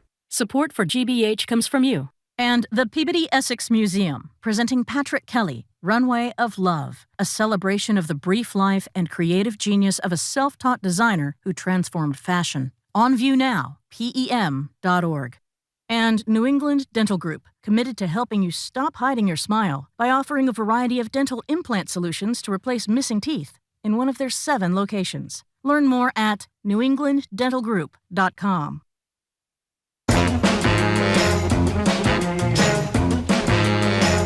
Welcome back to Boston Public Radio. Jim Browdy and Marjorie Egan, live from the Boston Public Library, streaming online at youtube.com/GBH News. We're joined by a very contemplative-looking guest, yet another legendary environmental scientist who's also a playwright, actor, songwriter, and painter, Ryan Landry of Gold Dust Orphans fame. Boy, have we missed you. Hello, Ryan Landry. Hello to you, James, and hello, Marjorie. Hello. Can I just say... What? Please. I was so impressed by Julia. Like, are these young people? It's so fantastic. Yes, it's we great. didn't care about the environment when we were... I would stay out of school 3 days if my hair didn't come out right. And here she is. It's so... I just think it's fantastic. I know.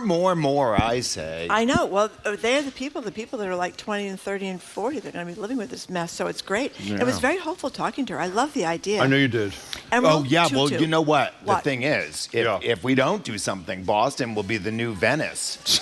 You know? Well, and hey. there's gondolas rides will cost more than the duck tours. How about where you just came from, Provincetown? I mean, we'll talk about it in a minute, but the new podcast about Provincetown, they described it as 50 miles out in the Atlantic. I thought, God, that's absolutely right. You're in a very precarious location at this little tiny place. You're surrounded telling by all me. that ocean. You're telling me. I mean, do you see it? Do you see the impact of water rising down there? It's funny because from my house, I look down the street and the water's right there. And yeah, I mean, I've seen the changes in Provincetown over the years in the water levels. I don't really see the water levels. I see all the grotesque modern architecture, but I should focus more on the water level. You know, we weren't going to mention Welcome to Provincetown till later because you're not in it. It's a podcast. It's outrageous. And by the way, we asked when we had Ben Riskin and Mitra Kaboli, who were the hosts of this celebrated podcast, Welcome to Provincetown, on last week, we said the only 2 people from Provincetown we always have on the show, actually we have the city town manager on from time to time, Alex Morris, is John Waters, whenever he writes a book or does a movie, and you, and defensively, I would say, because he was a little upset that you weren't in it, here's what Ben Riskin, the lead producer of Welcome to Provincetown, had to say. Here he is. Yeah, I mean, don't get me wrong. If John Waters wants to hang out, I am absolutely. We all down. feel that way, yes. Right. And same for Ryan. Ryan's an incredible performer and playwright.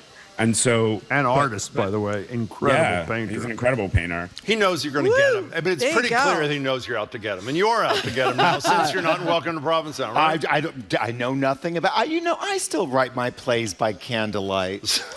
I'm not in for the modern world. Okay. God, Did you have this gorgeous painting show? And I was looking at your paintings, and they are extraordinary.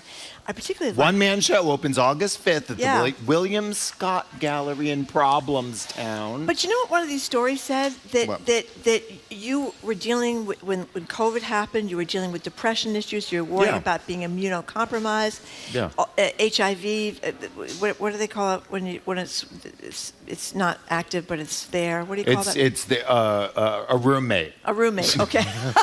Okay, but being concerned about your health and helped you, painting rather, helped you deal with depression. I mean, that's pretty important. Well, I think so many more people have depression than want to admit it, basically because of the stigma attached. But I didn't know what to do. I mean, I would get packages from Amazon and would leave them out for 3 days outside, and then we'd put rubber gloves on. I mean, you guys remember this. Everyone remembers when we didn't know anything, you know. I don't know how much more we know now, but, now it's monkeypox. Yeah, well, in Provincetown, they're concerned. Speaking of don't send me angry email, a cure for depression. You know what it is? What? Selling your paintings for $5,000 each. I mean, that's a pretty good cure. By the way, you've spent much of the pandemic painting around the clock, right? 12 hours a day. Around the clock. By the way, your self-portrait puts Van Gogh to shame. That is really. Oh well, Here it is. No, I'm serious. I should hold it up. Yeah, hold it up to the camera. Can I hold it up that's to the not. camera? That's not him. There it is. It doesn't matter. There I am. And you do a bad Marilyn Monroe. At least you describe it as a bad. Oh no, Monroe. that's a Provincetown thing. With I got to Provincetown in 1979. On Route 6A. And it was. Is this my telephone ringing? Yeah, can you take that call and tell me? No, I'm not going to take the call. Fine, I'm going This is a good one turn too. it off. We have to hold it up to the thing. I don't think it works from here. Oh, guess who was at the show last night? Who? Chloe Sevigny. Whoa! Chloe Sevigny, Lottie, she came to see Showgirls last night. Oh my goodness! Anyway, what were we talking about? We're talking about how you could sell your paintings for $5,000. Oh yeah. Wait a second. No, I'm actually speaking of Chloe coming to your show, Showgirls. One thing I meant to ask Riskin and Copley about this when they were here in Welcome to Provincetown. You didn't even know existed, allegedly, which I find hard to believe. If I wasn't in it, I wouldn't know it existed either. They talk about a host at Showgirls. I'm listening, and I figure they're going to say something glowing, and they say who really was unkind to the performers, and then he praises you, so it's obviously not you. Is there some jerk who's doing this when you're not doing it? Oh, what's the deal? It wasn't the host, it was the backstage guy. Who's an unkind soul? Is that the deal? Yeah, he's got some problems. Oh, that's... But, we're letting him work those out on. Well, that's good. That's so can we good. talk about another couple of your endeavors? When I read that you were doing a 12-part, we know you primarily, not only as a friend, but the Gold Dust Orphans, obviously, and we'll talk about that in a couple of minutes.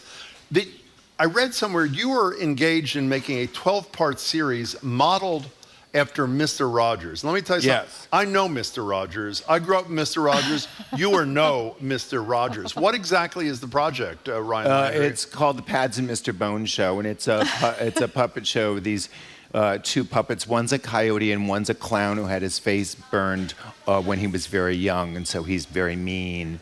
And he always sends Mr. Bones as the coyote, and he always gets in trouble, and then Mr. Bones has to go to jail for him. So it's that kind of thing. So they live in a burned-out bus, and they have lots of. They're always trying. Pads is the clown, and he's always trying to. It's a Jack Benny thing. He's always trying to get one over. And when how are we going to be exposed to this thing?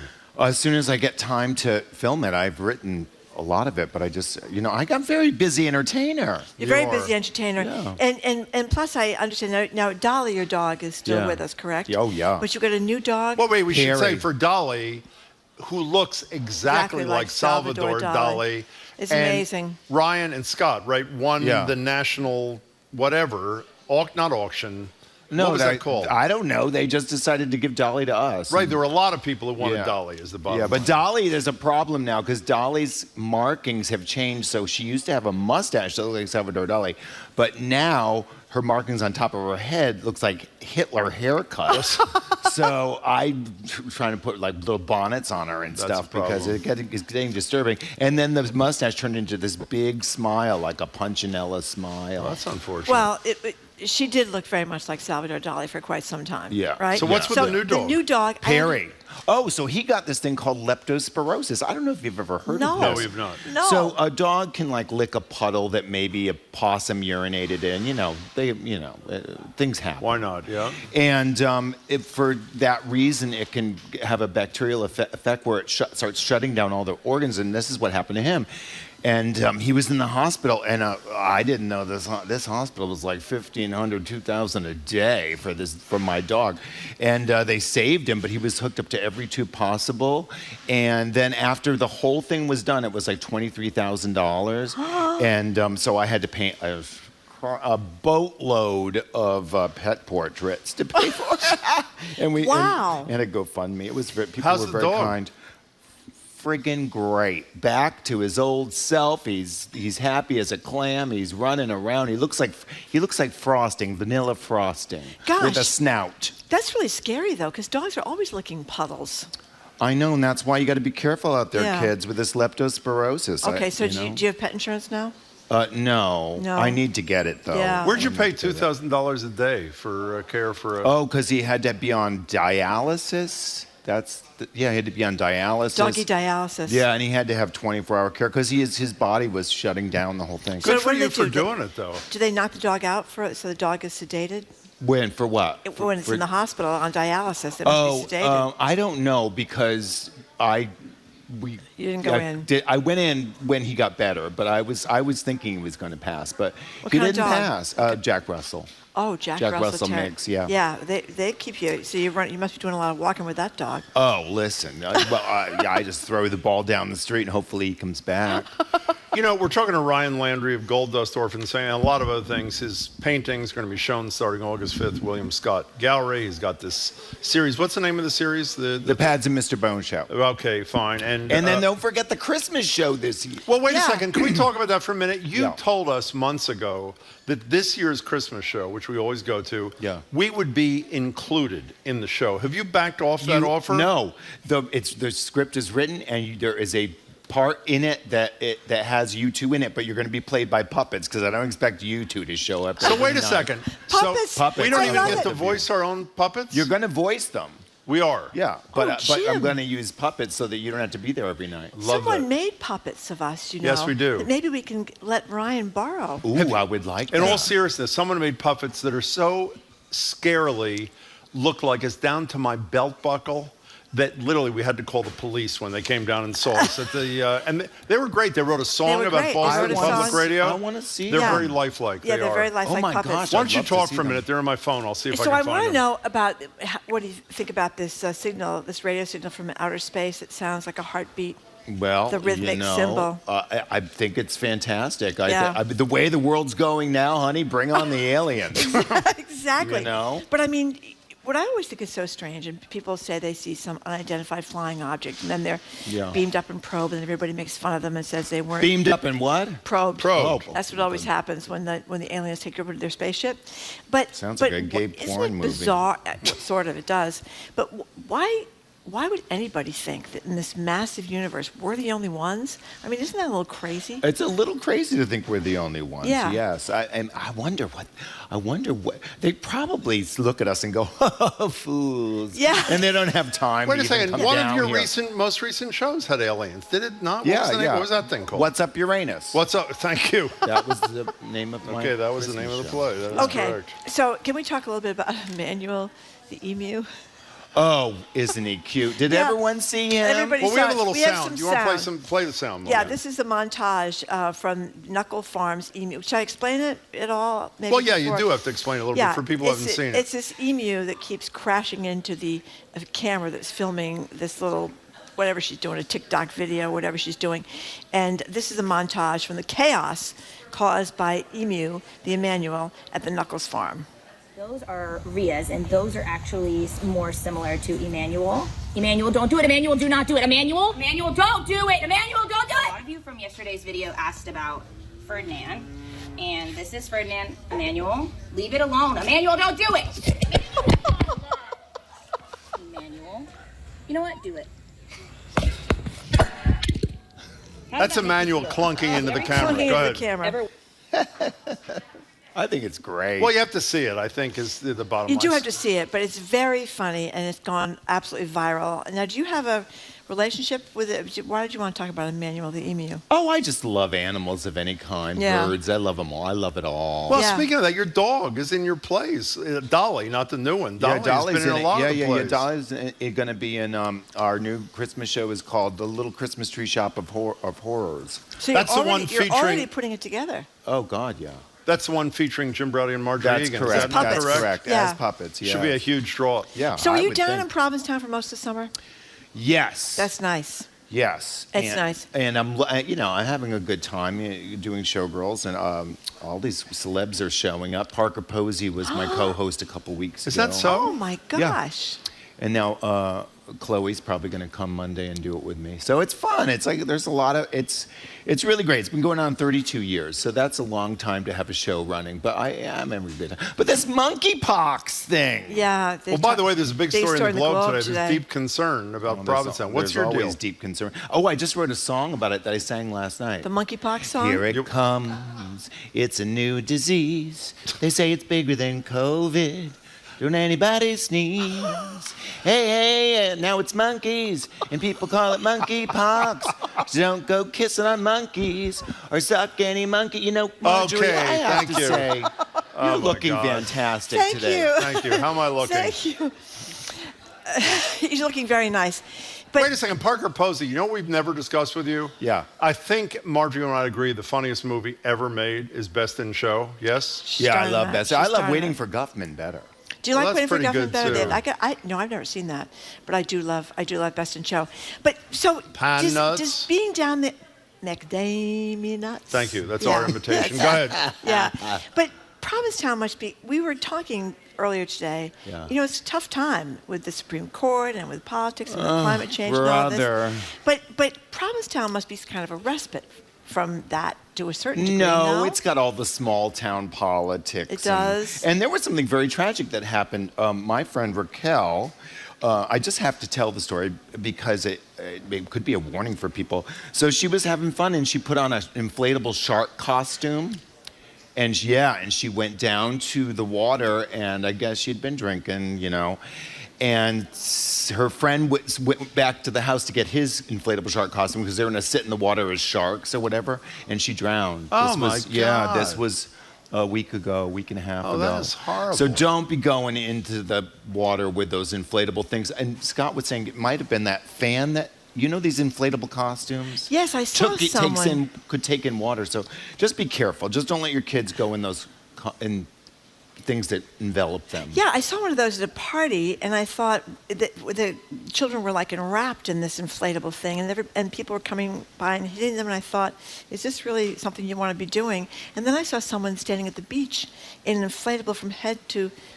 They look like a big sumo wrestler. Yeah.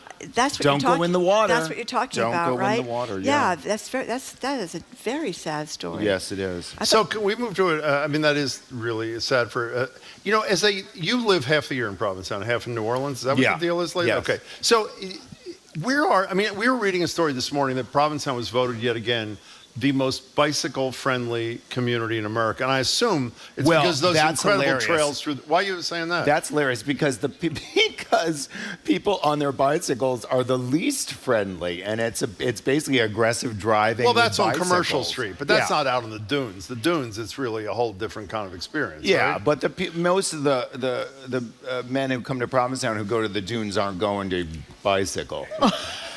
Thank you. I think they're going to that piece of that song you didn't sing for a minute ago. Yeah. Did you listen? You didn't listen to Welcome to Provincetown? No, I told you I've never heard of this never before. heard of this We're gonna. Yes, you. By the way, raise your right hand. I never heard of Welcome to Provincetown. I swear on my mother's grave, I never heard until Aiden sent me the Aiden, thing. our coworker. Yeah, sent me a thing that said about it last night, but I've never heard of it. Well, one of the points that the film, that podcast maker made was that she's a gay woman. She wanted to go to Provincetown because she wanted to have a fun summer. But it really is, what is it, 90 to, I mean, it's mostly gay men. It's not like a big place for gay women. She was very disappointed. Every place she went, it was all full of guys. In fact, there were so many guys that they wanted to have what do they call it, Dyke Sunday or something, where they would say no men could sit in a porch at a certain bar because they wanted to give a chance for the women to mingle. It is many more men than women. I guess, I don't count them, but, I have a funny story. When I was in Florida, this was back in the 70s, I had to find a job somewhere. It was this strange bar somewhere in Florida. It wasn't even in a city, and they had a beer bust on Sunday, so my job was to set out the buffet. And the owner of the bar was this guy with a huge belly and a mustache and cigar, but he always wore giant fake eyelashes. So I was setting up at the buffet, and I went into the refrigerator, and there was a big bowl of potato salad, and it had like those dandelion mold on it, so much mold that it was like dandelions growing. And I was just like, oh, this is the pit. So I walk up to him and I go, what do you want me to do with this? And he just takes the cigar out of his mouth and goes, stir it up, baby. The dykes love it. Oh, no, that's awful. It's a hell of a story. That is just terrible. Okay, that so is terrible. there are two things to do before you go. One, you have to stand up, since your mic goes with you, and look at the puppets and tell me these are not the most life-size puppets, look alike. Are they unbelievable? Wow, how big are they? They're not huge, but they look exactly like us. Oh, they we look need exactly them. like us? Okay, that's number one. We need them. Number two, do a Yeah. little self-promotion. So in the next month or two, if people come to Provincetown, what do they find of Ryan Landry in different venues? Showgirls on Mondays, every Monday for 32 years now. And then Explain what Showgirls is, by the way. For Showgirls those is a talent show where a lot of acts come and perform. Some of them are like nationally known acts, and some of them are just really bad acts that should consider a career in the wonderful world of fast foods over, being on the stage. Yeah. But they still come. And so that's what it is. And then we just sit there and we talk to the acts, then we move it along and we talk about the acts. Okay. And that sort of thing. So it's just it's a talent show. Okay, what else? My band Space Pussy is playing August 31st. My God, help us. Yes. Yeah. My friend Jay from Dinosaur Jr. might be singing with us. So it's gonna be fun. And you got your painting. My show. painting show August 5th All at right. the William Scott Gallery. Very good. And I'm sorry to reiterate this. I just want to make sure I love you don't that one back that's out up of now. this. What's that one right there. It's up on the screen. I love that one. That is totally beautiful. Yeah, where is that? That's Captain Jack's wharf. Yep. Okay, That's it's great. I used It to really live there. is great. You are really talented. Before you leave, Yeah. I need a commitment. We will 100% be in the Christmas production. Yes, you are. You're in it. And I want to be clear, even though it will be puppets of us, not human versions of us like us, we will voice the puppetry. Is that I correct? wish I had the script on me because I would read a bit of it to you. It's really basically Jim is just completely just not Being an letting, a-hole. not letting Marjorie talk. And Well, we've heard that before about 9,000 times. Oh, listen to the reaction evoked from the audience. Thank you for your support. That's right. We all love You know what you have to have James. them do? You have to do what I used to do in the studio. I'd be like the air traffic controller, like this, waving my arms so I could get every seventh question I could ask a question. You know what's strange? James What's has strange? never had me on his television show. And That's I right. find that. That's a disgrace. Well, here's the deal. Offensive. Yeah. We're in your Christmas show. Yeah. You'll be on my television show. I With like the it. puppets. How about that? With the puppets. I like it. And Jim will do a reenactment of his part in the show. It'll be great. Yeah. Okay, Hey, Ryan Landry, Landry, we thank really you very miss you. much. It's great to see you. I miss you We guys. love you. I love you, and we'll see you very soon. Yes, You I will hope you have a indeed. wonderful rest of the summer, and I'm glad the dog is recovered. Yes, he is. Let's hear it for Ryan Landry. Ryan Landry, Thank excuse me, you. is a playwright, actor, Wherever he is, songwriter, exactly. painter, and of course, we forgot to mention this earlier, a canned tomato influencer. That Oh, is we his most forgot important about role. that. That's right. We'll talk about that next time. Coming up, investigative comedian. We're going to find out what an investigative comedian means. Adam Conover likes to ruin everything. Now he's on tour, coming to Boston. The very funny Adam joins us next. You're listening to Boston Public Radio 89.7. We are broadcasting live, as we do every Tuesday and Friday from the Boston Public Library.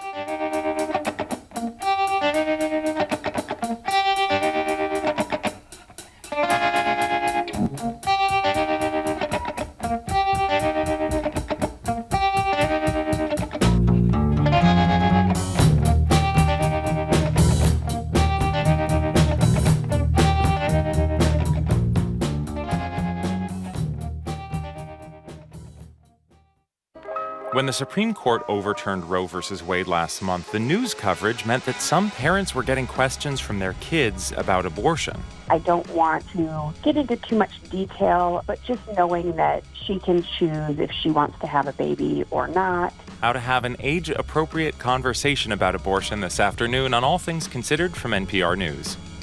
Today at 4, here on GBH News 89.7.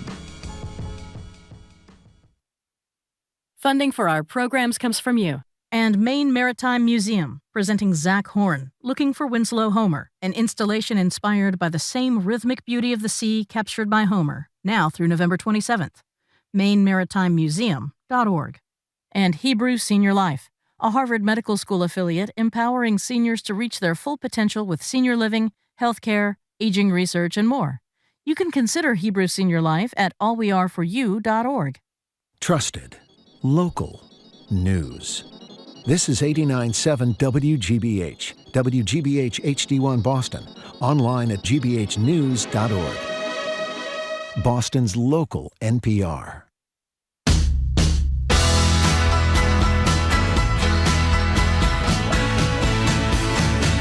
Welcome back to Boston Public Radio. I'm Jim Browdy. She is Marjorie Egan. We're live at the Boston Public Library, streaming on youtube.com/GBH News. Adam Conover describes himself as an investigative comedian. You probably know him as the host of Adam Ruins Everything on HBO Max. I have no idea why that's not on anymore. We'll ask him. He's out with his latest show, The G Word, with executive producer, some guy named Barack Obama. Adam will be at Laugh Boston this Thursday, this Friday, and this Saturday. He joins us now on Zoom. Adam, great to meet you. Thanks so much for being here.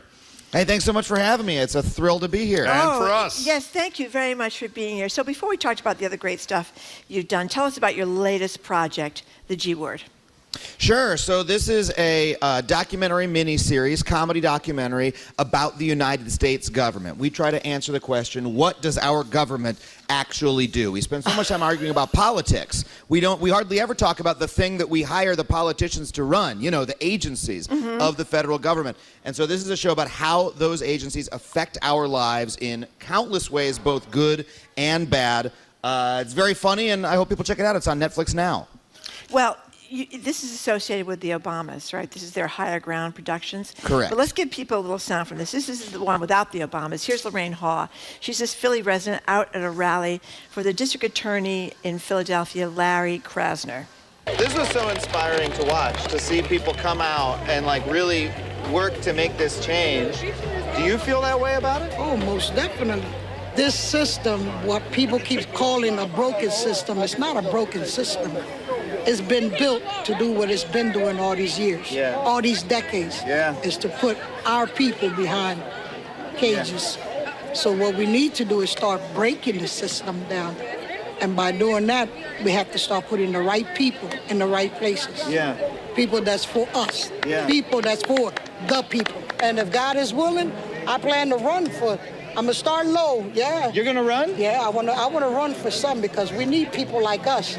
By the way, she's voting for Dr. Oz. So this thing is, that's a joke for those who aren't paying attention. So this thing is built on the great Michael Lewis's The Fifth Risk, by the way, is it not? And that was I had him on at the time and I forget, but this is the thing where when the Trump people took over, they essentially never even opened the books that told them what their department did. Is that a fair or unfair summary of what the thing is? I would say it is. Our show mostly doesn't cover that piece of it. That book, The Fifth Risk by Michael Lewis, brilliant work of journalism by one of our best living journalists, is about, he started from the point of what happened during the Trump transition. That took him into an investigation of, holy crap, what are all the things that our government does that I'm not aware of, that the Trump campaign wasn't aware of when they actually took office. And so we really went and ran with the second part of that book. There's plenty of comedians doing Trump comedy on TV. We do touch on the Trump administration a couple times, as we do a number of other presidential administrations. But we're primarily looking at what is this giant beast that, anybody who runs the country actually has to manage. Okay, so speaking of Barack Obama and Higher Ground, is that what it's called? Higher Ground? Yeah. Is that the production company? Here is him in The G Word, the final episode called, what a surprise, Change. What I want to know is this: how can we change our government when it is so big and we're so small? How are we supposed to have any hope that things can actually change. Wait a second. Hope, change. Wasn't there somebody who... Of course. How do I get in touch with Gerald Ford? Adam, what are you doing here? It's 1 a.m. So is Barack Obama like a hands-on kind of thing with this production company, or is it a name-only kind of deal? What's the deal? Oh, it's somewhere in between. I mean, it's his production company. He and Michelle Obama have a big deal with Netflix to produce television shows for them. But and they optioned the book, The Fifth Risk, and they knew they wanted to make a TV show out of it. And that was about all that they knew about it because, they're not professional TV creators. And so I went in and pitched my angle. Hey, here's how I would do the show, my own blend of investigative comedy. And they bit, and I said, okay, well, the one thing about this is that I need to be able to do an independent investigation. We can't have the audience think that Barack Obama is writing the scripts. And they, to their credit, stuck to that and gave us the room to do the investigation that we wanted and to follow our own writing where it led. Well, you take him on, too. When you're talking to Obama, you do take him on, I should say. So is that intimidating? I mean, Obama called into our show once, a bunch of years ago, and I have to say we both almost passed out. Yeah, we did. So I don't know how well we handled it. Is that intimidating, dealing with the former president of the United States and his wife?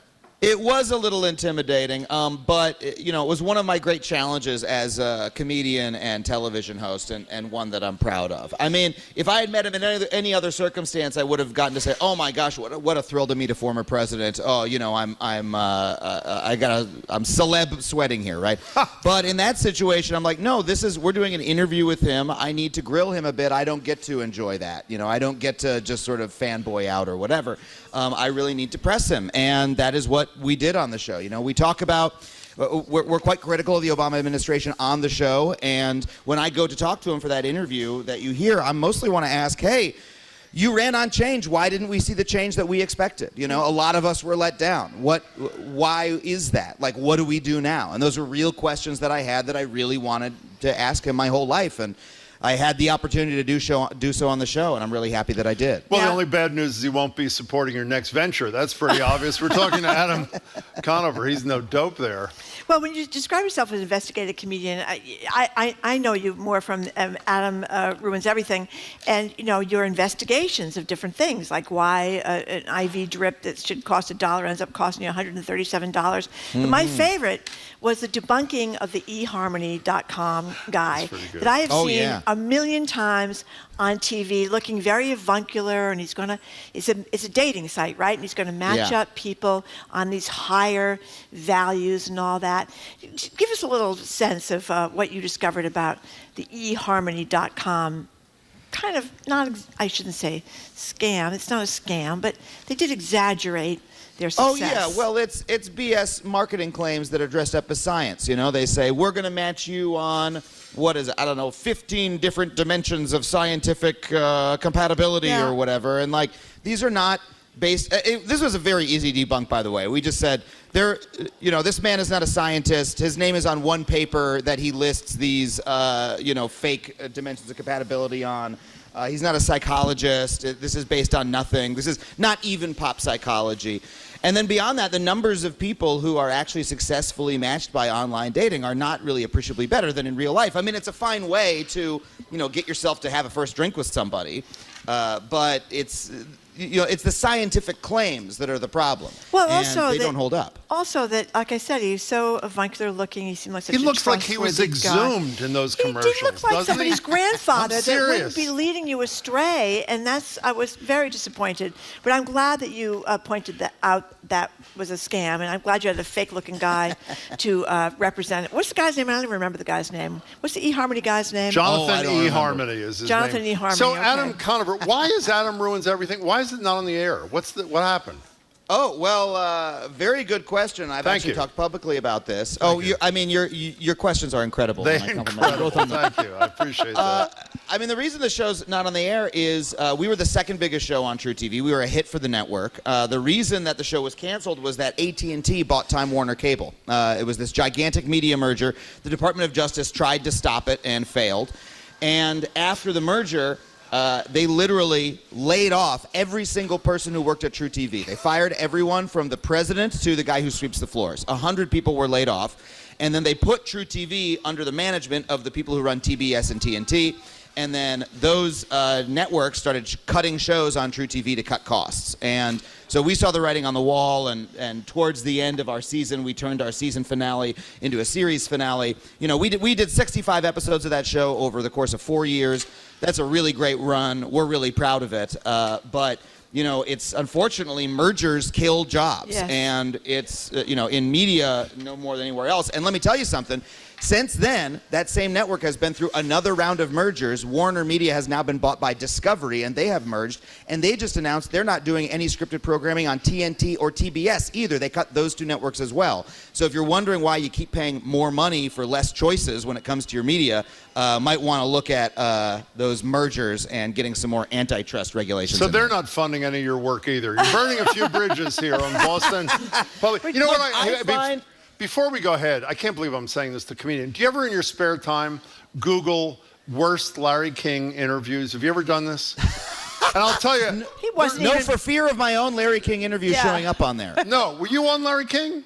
I was on his web series very late. Oh, my God. The reason I thought of that is when we mentioned Adam Ruins Everything. They have the 10 worst Larry King interviews, and number one, I think, is him interviewing Seinfeld. And he says to Seinfeld, he says, so, Jerry, why was your show canceled? And Seinfeld says, canceled? Canceled? We were number one, Larry. And it's sort of, he pulls on his suspenders, and that's it. Larry was often confused in those interviews. I had an incident like that in my own interview with tell Larry. us, tell us. What happened? He says, I was on his series, and I was talking about Adam Ruins Everything, and at one point, he looks down at his card, and he looks up at me, and he says, so how do you make money at this? And I was like, I'm on cable, Larry. I'm in the union. God. Oh, God. They have to pay me. But he was an incredible interviewer. No preparation, best interviewer I've ever spoken with. There you go. Maybe I should try that, Jim. He's gone. He died, He right? did die. Okay, Yes, okay. he has died. I think he had. How many wives did he have? He had quite a few, didn't he? Yeah, 6 or 7, maybe 8. I don't know. But so we're talking to Adam Conover. He's going to be at Laugh Boston this Thursday, Friday, and Saturday. Tickets at laughboston.com. I'm always interested when I talk to people that do what you do. How did this happen? I mean, were you like the cut up in 2nd grade or something? How'd you wind up doing this? You know, well, honestly, I talk about this in my show a bit that I'm doing at Laugh Boston in my stand-up act. I, as a kid, was diagnosed with ADD. I was super impulsive. I was the kind of kid who would run around and yell and scream. And adults are always shouting at me and telling me to be quiet. And eventually, I started to be quiet. I started to sort of tamp it down, you know what I mean, and get nervous about speaking in public and drawing too much attention to myself, even though I really did crave attention. And so when I was in college, a couple of my friends started a sketch comedy group, and I knew I loved comedy and I wanted to join, but I thought I would just write. I was like, no, I don't want to be the person on stage. Oh, I was told to be quiet as a kid.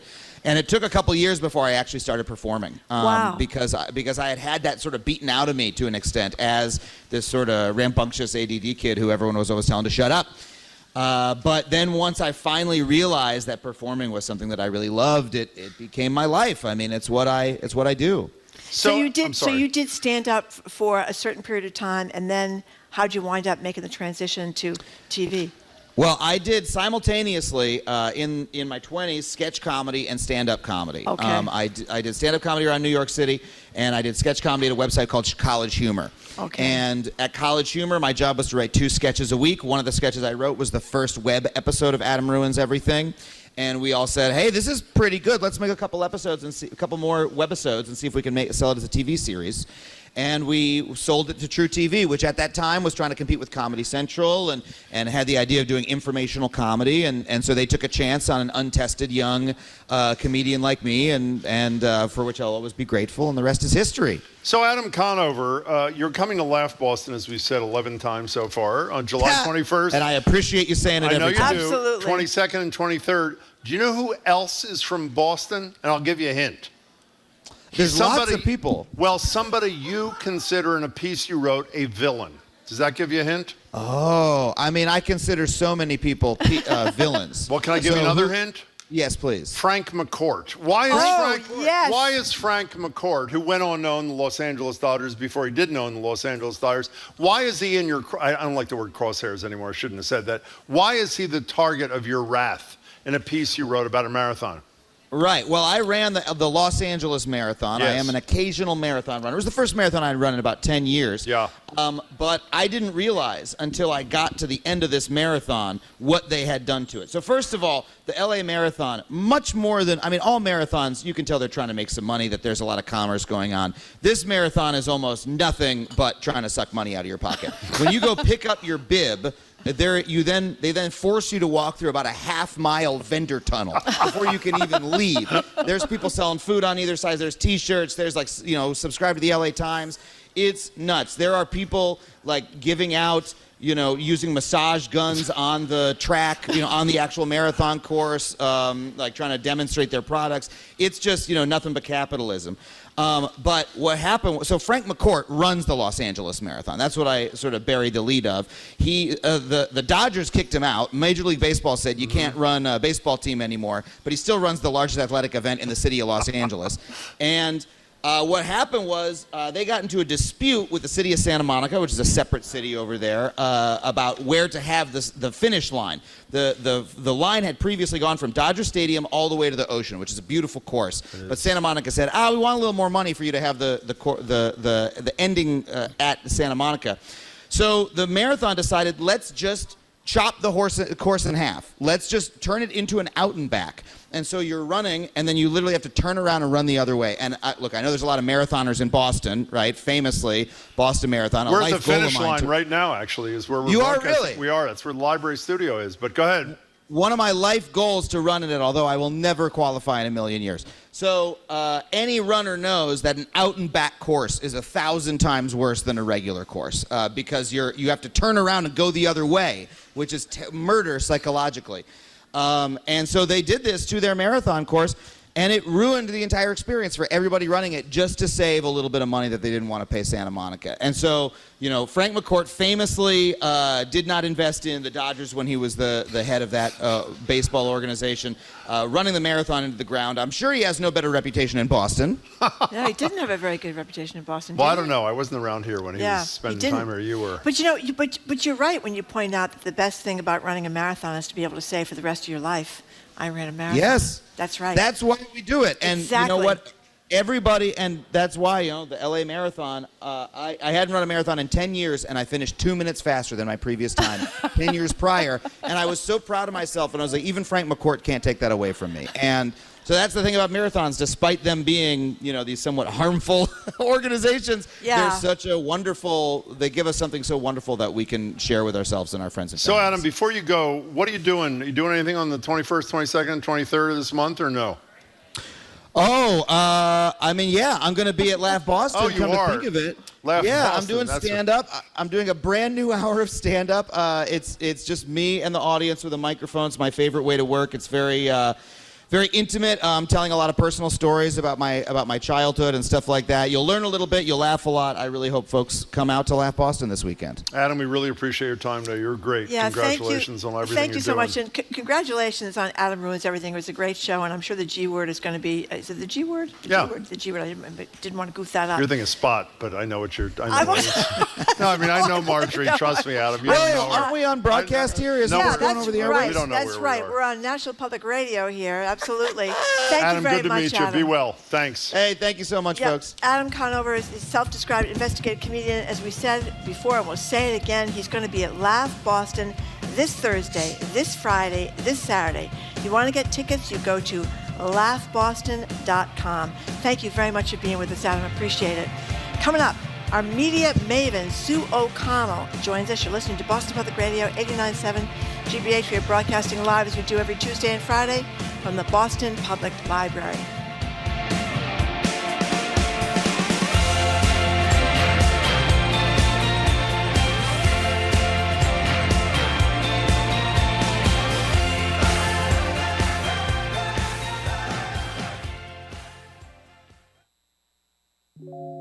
Learn more about the roots and history of Black cuisine at our next Cooking with the Expert event. We're honored to be joined by storyteller and cook Nicole A. Taylor. We'll explore her latest cookbook, Watermelon and Red Birds, and get the chance to cook along with her. So bring all of your questions. This virtual event takes place on July 26th at 7 p.m. For more information and to reserve your ticket now, check out gbh.org/events. Our programs are made possible thanks to you. And the University of Massachusetts Amherst. Be revolutionary. UMass is the Commonwealth's flagship public research university and committed to the relentless pursuit of progress. Learn more at umass.edu. And Hopkinton Center for the Arts, presenting live band concerts Friday and Saturday nights starting at 6:30. Tickets and details on their summer arts series at hopartscenter.org, funded in part by the Metro West Visitors Bureau.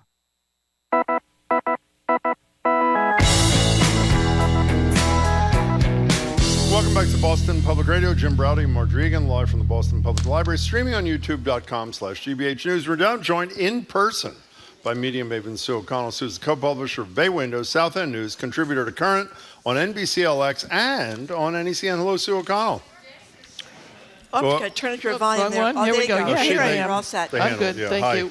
So, Sue O'Connell, media maven. Yes. Let's start with the media coverage of Joe Biden Yeah. and this political plunge. I thought this was a brilliant story because I've been a reporter all my life, and I think this Perry Bacon Jr. that wrote this piece is saying that it's almost hit you over the head when you become a reporter. You're supposed to try to be even-handed, right? You're supposed to write the story, you interview one side, you interview the other side.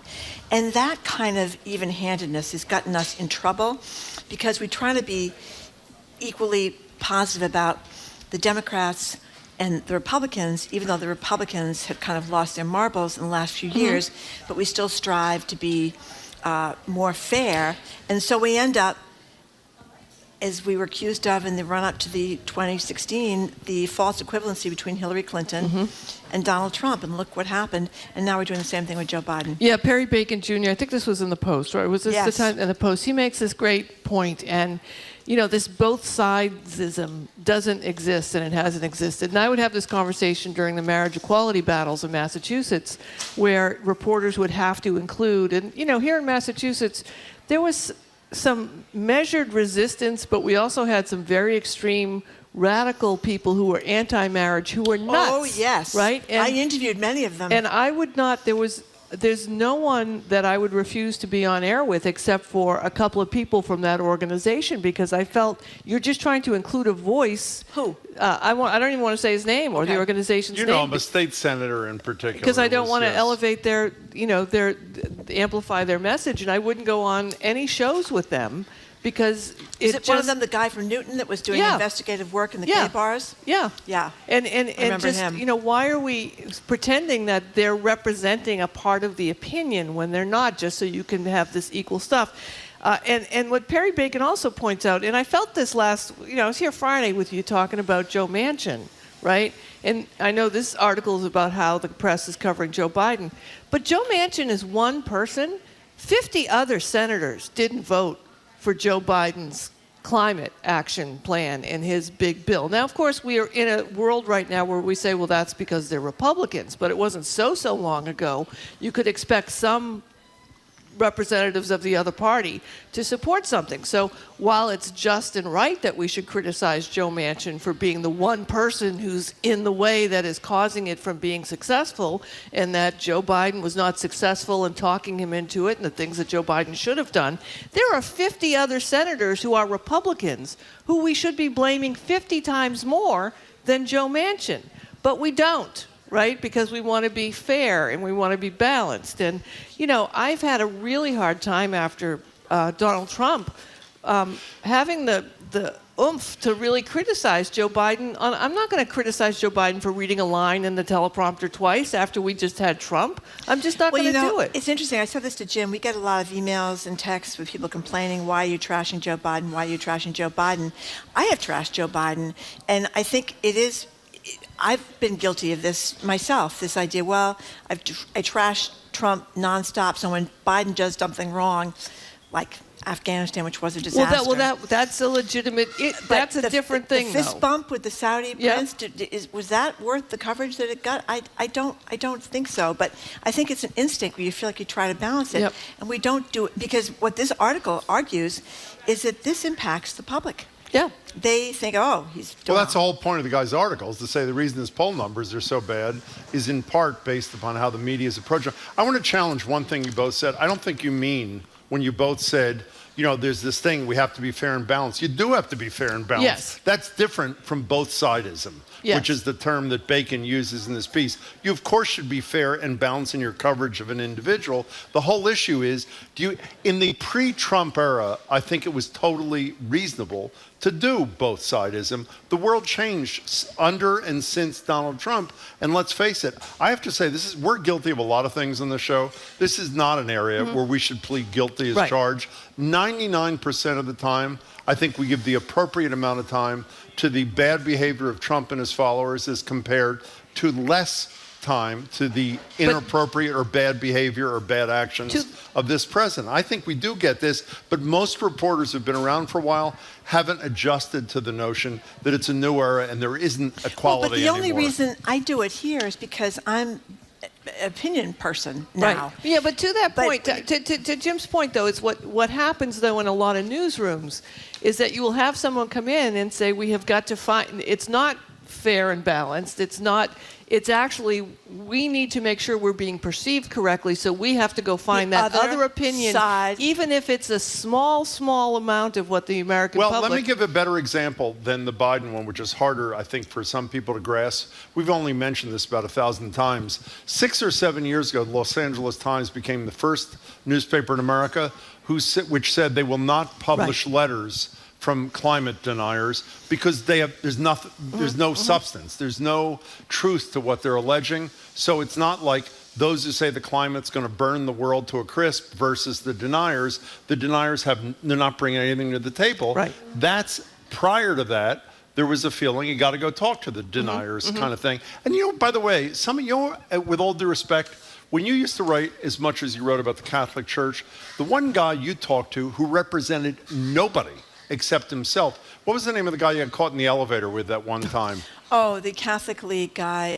Doyle. Doyle. Yeah. He's a one-man band, and right? he gets quoted everywhere. Every time something happens in the awful. Catholic Church, he represents a very small sliver of Catholics in Massachusetts, a very tiny radical fringe idea of being Catholic in Massachusetts, and he gets quoted every That's single a perfect example of the problem. Example. Yeah. C.J. Doyle, he writes 1 million letters to the editor, at least he used to. I haven't been paying attention to his letter writing lately, but he used to write 1 million letters. Yeah. And when you see him and you try to talk to him in person, I actually ran into an elevator and he was stuck in the elevator with me, and I thought he was not happy. I would say you were stuck in the elevator. My co-publisher Jeff Copley at Boston at Bay Windows and the South End News, Doyle would send us letters, fax us letters at Bay Windows, and Jeff would actually call him and say, "I don't think you're being very Christ-like."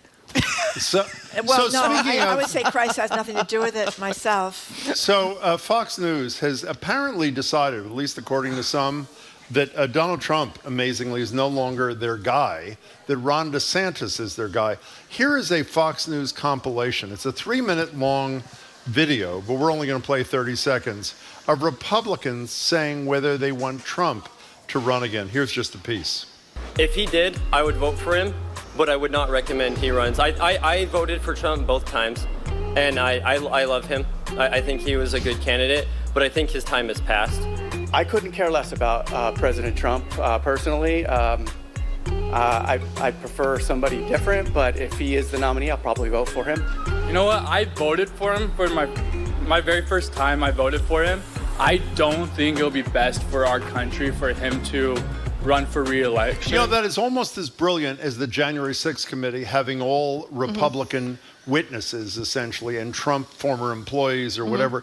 They don't have people saying, I think Trump is the devil, the worst. I voted for Trump. I like Trump. I'd probably vote for him if he's the nominee, but he shouldn't be. That's an incredible change, is it not, from Fox News? Yeah, and also Joe Rogan yesterday saying that Donald Trump was a toddler, basically, a toddler in chief. It's fascinating, isn't it, Jim and Marjorie, when evidence comes out of a planned coup, how a number of people suddenly reasonably just change their minds and say, maybe he isn't the best for our country, maybe having allegedly and very evidently led people to attack. You think that's what motivates Rogan and Fox News? I think that there's I feel from the people I know who are Trump supporters, not Trump culters, I understand Trump that. supporters either because of the economics of the Republican Party or because they whatever reason they had, are really having a hard time turning away from the January 6th evidence, the mountains and mountains of evidence that I are hope you're coming right. out. And I also think that this is the DeSantis move. I mean, I think this also points to Fox being in bed with DeSantis. Every single person who says they don't want Trump anymore in that Says they video want DeSantis. says they want DeSantis. Well, I think they found a better candidate. Yeah. Because Well, he's a smart he's Trump. much more effective, and he gives me the heebie-jeebies, but people seem to like him. And, to his credit, which it pains me to say, he was up to his eye teeth in all the COVID stuff in Florida and doing a lot of things that we thought were terrible. And the numbers at the end turned out to be... Yeah, I'm concerned. I think when all is said and done about Florida and COVID, we're going to see, and this is just me not being a scientist, but being somewhat of a person who looks at audience ratings, I think that we're going to find that some of the numbers were cooked in Florida a little bit, and the people who come and go through Florida... Remember that woman early on who quit her job because she said she was being forced to cook the numbers? I don't think Florida, and plus people who come and go through Florida, that live there and move, and I think he got lucky on the Florida COVID numbers, but he is DeSantis is an exceptionally intelligent man and knows exactly what he's doing, and I think Fox is in bed with him already. And outraised Donald Trump in the last quarter, by the way, from small donors. So what is the No Club, Sue O'Connell? Oh, the No Club. This is a great story in the Boston Globe. Which one is that? This is the unrewarded work goes to women, yes. Oh, so I would just like to say that I was driving over and I was trying to think for how many companies I've worked for over the years, big companies. I've worked for about 10 big companies. In my family, if you watch Modern Family, the O'Connells are the Pritchards. Like, we don't do cards, we don't do parties, we don't do cakes. We give you money and we tell you did a good job once a year, and that's about it. So as a woman in the workplace, I have always been put upon because parties would need to be scheduled, and many times I was the only woman there, and they'd say, you should plan the party. I'm like, I don't even know how to plan a party. We don't do that in my family. But as we know, women mostly, majority-wise, in workplaces are the ones who have to do the shower parties or the going away parties or the welcome back parties. Or to train the new employee. Train the new employee or bring the older employee up to speed on how to use the Insta and all that. I can name one man that I have worked with over all of the years that I have been in business who is the only man I know who has gone around to raise money for someone in the office who was having a tough time, or do a collection for the office cleaning staff. Thank you. You didn't have to mention that. Brian Burnell. Oh, I'm sorry. Brian Burnell from NECN and NBC 10 Boston, a prince. And then I remember, and I'm driving here thinking, well, I should talk about Brian Burnell. And then I realized there are 500 women who do this all the time in the office. And what happens when we're required to get the cakes is that we're not doing the other stuff in the office. We're also, I think, there's a diminishment about that. Yes. And I don't mean demeaning, but when I look at Jim and Marjorie and I think, hey, so-and-so's leaving, let's get them a cake. And I go, Marjorie, can you get the cake? I mean, what, Jim can't get the cake? What's Marjorie going to be doing when she's not going to get the cake? So what I have discovered coming back to the office, and we had this discussion in the newsroom a couple of weeks ago, when somebody, a male, expressed that he didn't get a card for his birthday, but one of his coworkers who was a woman did. And I said, when's the last time you got a cake for somebody in the office when it was somebody's birthday or somebody went out on maternity or paternity leave? And he goes, never. I said, I think the women are only giving cakes and stuff to each other now. No, I'm serious. I think that when someone goes out on maternity leave, or their desk gets decorated when they're coming back, the men aren't getting that. I think there's this idea that we still want to do those things for each other in the workplace, but women aren't going to do them unless it's a transactional kind of thing. Yeah, the one that kills me is the cleaning the office refrigerator. Yeah. I mean, can you just wait a second? I cleaned my boss's desk once. Wait. How many times have you cleaned the office refrigerator? Not at this place. Okay. But I've you've been here I've 9.5 years. I've been here 9.5 years, but I'm never in the vicinity of the refrigerator anymore. That's a good point. But I used to, because I couldn't take. You can't take it anymore, Yeah. or complain about the office refrigerator, like, or speak up for other people who are having. I mean, there's just an enormous amount of work, as the Globe article talks about, that women do in the workplace. And I honestly, I really think that the men are just going to have to be wondering why the refrigerator's so dirty. You know what I just realized? I was about to say, can I really say the following? I think I'm an exception. I think I really do my share. And then, as I was about to say it, you said something about a woman. You cleaned somebody's desk? Yeah. You who cleaned my desk more than once, Marjorie? I did. No, not you. Chelsea. Chelsea. Chelsea. Because Chelsea. it was such Chelsea an Murs. unmitigated Yep. disaster. Yep. And it's Because she knew I'd never I thought do I it. was cleaning it all the time. No, Wasn't you were I not. cleaning it all the my time? boss at the Boston Phoenix would go on when I was in the sales department we That's could still humiliating, by still the way. smoke in the office back in those days, and he would go on vacation and I would clean. I was a manager and I would clean his entire office and clean his desk. What is that? I don't know. What's wrong with us, Marjorie? The caretakers. Yeah. We're supposed Join to be the No we're Club. supposed I to be think the that's I'm the gonna idea. I'm just saying no. I don't do it anyway for the most part. So I think I'm so clean. you were talking about what you have out there at NECN, Current, whatever the hell all those All the things stuff, are. You work things I at. do. You My have a many jobs. nap box out there at? And if you, whether you do or not, we're going to talk to our listeners about nap boxes in Yeah. a couple of seconds. Can you describe what a nap box is, I please? am so excited about this. Me but too. I don't like the way it was the driving force for it. But in Japan, Yeah. where everyone works until they're dead, They do. basically, and they could be at their desk dead for They a couple. could be. They probably No have one been. know. The Itoki Corporation and Koyoju Gohan KK are Mm-hmm. partnering to release vertical nap boxes, Yeah. which means you can kind of it's like a tomb or a stand-up casket, and you sit in it.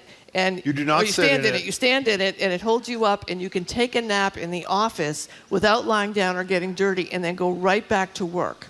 So, having been a person who has napped in my car, She does. at a number of occasions, the whole New Hampshire primaries, which I won an Emmy for covering. You did? I did. yeah. Congratulations. I slept in my I car thought in our that coverage garage. is better, frankly, It but was, that's a whole you know, other it's, issue. you know, Yeah, you okay. weren't sleeping Which in your garage? car. That's like true. The Radisson garage? At the Radisson garage at the They Armory. wouldn't get your room? Well, I didn't want a room.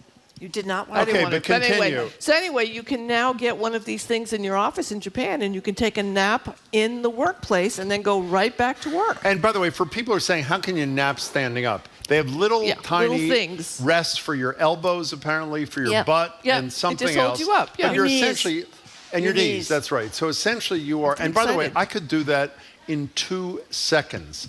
And you were put off by it, Marjorie, but you do nap during the day. I do, but I don't nap standing up. I Is nap it because you don't have a standing nap off? box. It's- No, yeah. no, I do it reclining. I nap every day after the show. Yeah, but would you try it standing up? Well, I could try it. Maybe but, we should get one. You know, I'm not that worried about the wrinkles. You know what I mean? I could just lie down. You know, I don't think the nap box is, by the way, why is it standing up rather than reclining? I don't think they're worried about wrinkles. Didn't What's really. the reason? I didn't get to that We don't far. know. I got just excited about it. But I think it's space. I also Yeah. think it keeps that's you a good from point. falling into one of those Yeah. deep REM sleeps. You want to be able to whichever put your one it is. feet up.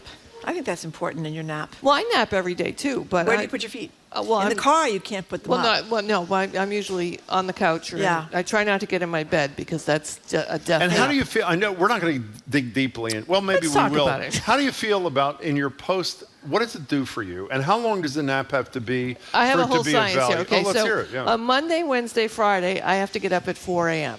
Right? To do your work? That's Yeah. a reason Yep. to nap. So Okay. I'm up at 4, and that means on the other days I can't sleep too late, or else I'm completely screwed up. So I get up at 5 the rest of the week, and then I sometimes have to work later in the afternoon. Yeah. So after I'm done, like today, for example, I would take either a 45-minute nap or a 90-minute nap because Wow. you have to have the science of when you go into REM to sleep? REM sleep Yeah. and when you don't, and when I have my coffee and when I don't have my coffee. So if you had only a short nap, like 20 minutes, Yeah. you'd feel worse when you got up than Yes. if you hadn't done Yes. it. to Well, begin no, with. Yes. we're going to talk about this with listeners in a minute. Yeah. 20 to 30 minutes nap is okay. for certain people. Well, like if it's a 20-minute disco nap, like the nap I used to take before I'd go out to the nightclubs when I was a young in a disco nap. Yeah. That's okay, but I can't like get into bed and I can't be on the couch. I have to like take this would be this box for me. Okay. Would be a perfect 20-minute We nap. have to stop here. You know why? No, we don't. Because I want to talk about the most. No. I have one more question about this. Jim, we're running out of time Well, here. this is important to me personally. What about J-Lo? We'll get to and Ben J-Lo in a Affleck? second. Yeah. Before we get to J-Lo, can you try to be objective here? Yes. Marjorie and I, when we covered the New Hampshire primary, we didn't take naps. Okay? See? You took a nap. And I won. You win an Emmy. Yes. We don't. There Do you you go. think there's any fairness in that? That's what it was about. That's my You point. had a room. I only had my We car. did. We had nice You rooms, had too, nice but- rooms. I didn't even have a We're room. going go to ahead. talk to listeners in a minute about taking a nap, and it has been shown that people that take naps during Win the day Emmys. are more productive and get promoted Oh, and yeah. win Emmys. Okay, fine. Yeah, you think about that, Jim. So go to the topic you really want to talk about. Isn't Okay, this we exciting? know that Jennifer Lopez and Ben Affleck had they called it in the New York Times, a low-key midnight wedding in Las Vegas. So they dated back in 2000. They got engaged, and then they broke up. Now She they're back ruined his together career. Again. Now they're back okay, together. so we know that they're back together again. Yeah. Why did they break up? Do you know Why did they broke break up? Well, I think, first of all, let's give a shout out to Ringe and Latin, Ben Affleck's, Right. That's high true. school, and, a nice Massachusetts boy does well. We Yep. should be really proud Yep. of that. I guess I don't know because no one told me who actually knows either one of them, but I think that Ben has always he's been trying to find himself, I think is the best way to put it. And Jennifer Lopez has always known who she is. And I think that he was just not ready for a relationship like that. His last wife, Jennifer Gardner, also very established, She's wonderful, great. No, I successful. loved I don't her. get I was that so at all. upset when they split up. So he continues to would care go about this. gambling, all Fine, that kind he of drinks. stuff. He So doesn't drink anyway, anymore. Okay, she took here's- his He's sober name. now, though. She took his name. She That's did. how it broke. That is what I wanted to ask Yeah. you about. What, she's no longer Jennifer Lopez. No, she's Jennifer Affleck. She's J. J. Fleck. Fleck, J. exactly. She was J. Lo, now she's J. Fleck. What I is that think that about? if I were one of the most successful entertainers in modern history, which she is, and one of And the most gorgeous thing, she is there's- 52. She is gorgeous. Jennifer Lopez is 5 stars Okay. all around. Five stars all and around. I maybe was in love with somebody who might have some self-esteem issues.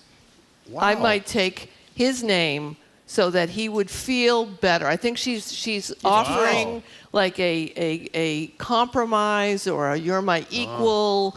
We go through this in the same-sex marriages often when you're going to hyphenate.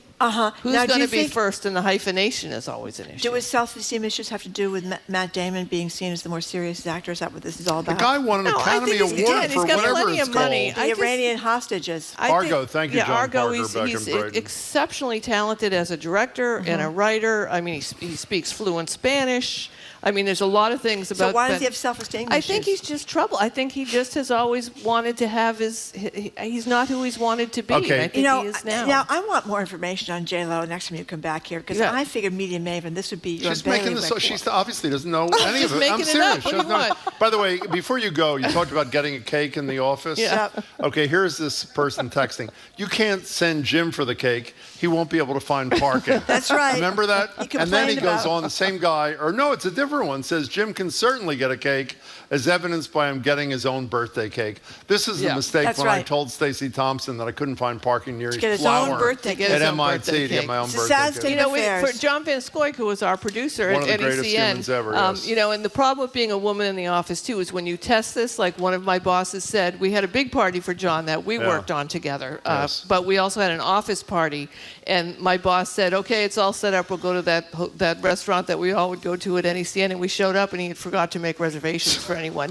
So you're always That's taking a pretty great. risk when you let That's a man pretty great. plan it, which is also the challenge. Oh my God. Mary Plansky had to save the day on that one. I'm just showing props out to all of our coworkers who make the cakes. Okay. And By the make way, I plans. not only got my own birthday cake, I had to sing myself happy birthday and blow the candle out afterwards. All It right, was Media pathetic. Maven Sue O'Connell. All right, I'm Goodbye, calling Sue J-Lo, O'Connell. Yeah, J Flick, whatever his name is. Get more on Gonna the get J more on Flick it. Nice to liaison. see We you, want to Sue. know Nice about to the see you, midnight too. marriage in Vegas. Have we seen any pictures of the midnight marriage? Yeah, in yeah, Vegas? they're glowing. They're glowing. They They okay. wore old clothes too. They didn't did? get new Yeah. stuff. Very low key. Very low Of course, key. their old clothes are like $10,000 Okay, each. but- goodbye. Nice to see you. Okay, Sue O'Connell is co-publisher of Bay Windows and South End News and contributor to Current on NBC.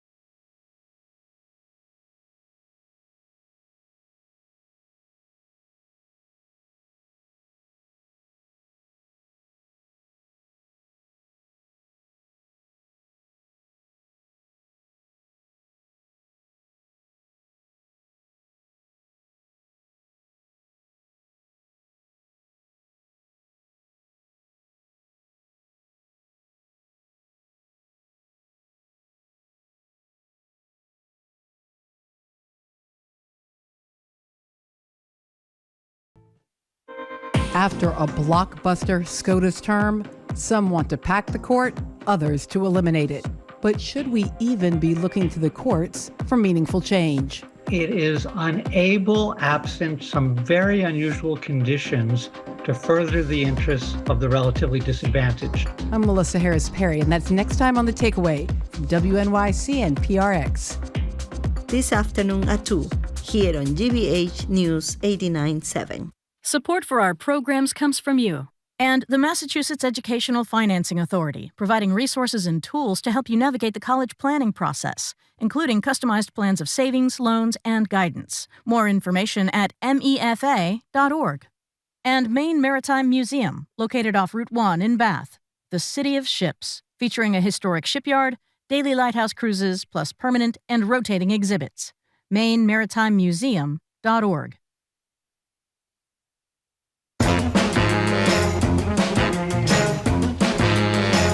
Welcome back to Boston Public Radio. Jim Browdy and Marjorie. We're live at the Boston Public Library, streaming on youtube.com/GBHnews. Japan is already famous for their pod hotels, a more affordable option for travelers who want the experience of being in a cramped space without actually going anywhere.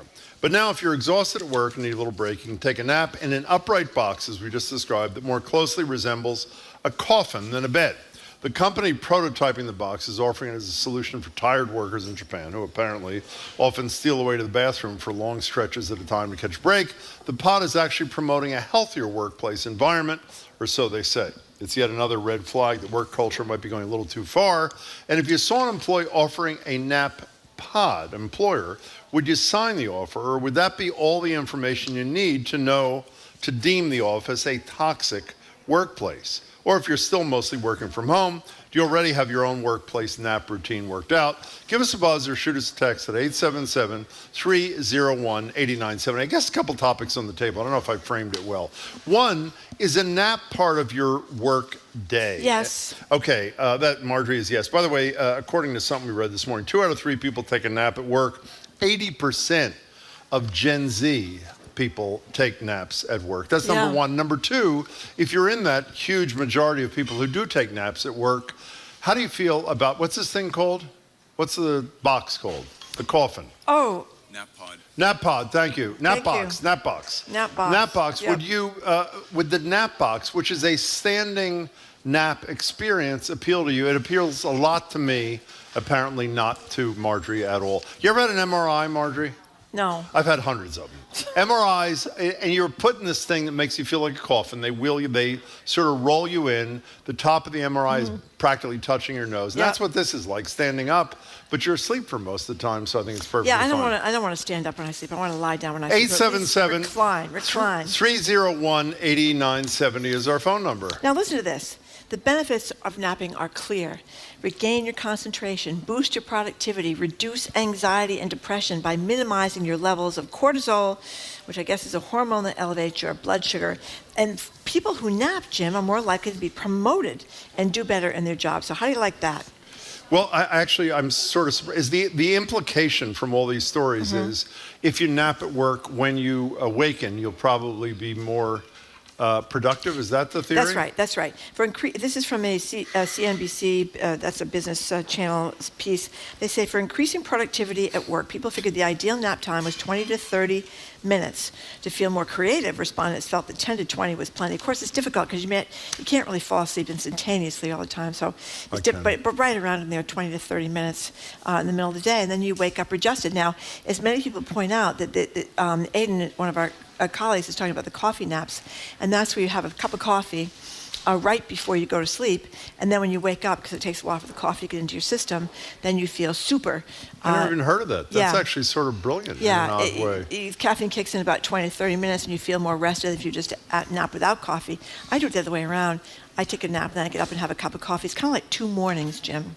So here's the first notion on this. First text. As the only professional woman in my company, I used to take a nap on the floor behind my desk during my pregnancy. I mean, that's sort of the problem, which is why the nap box has appeal. I mean, a lot of those high-tech companies like Google and Facebook, have you ever seen these sleep pod kinds of things? Where they actually close. I mean, they're very modernistic kind of looking. They're really cool. And maybe. And but how about the notion, does it say something about the workplace, do you think?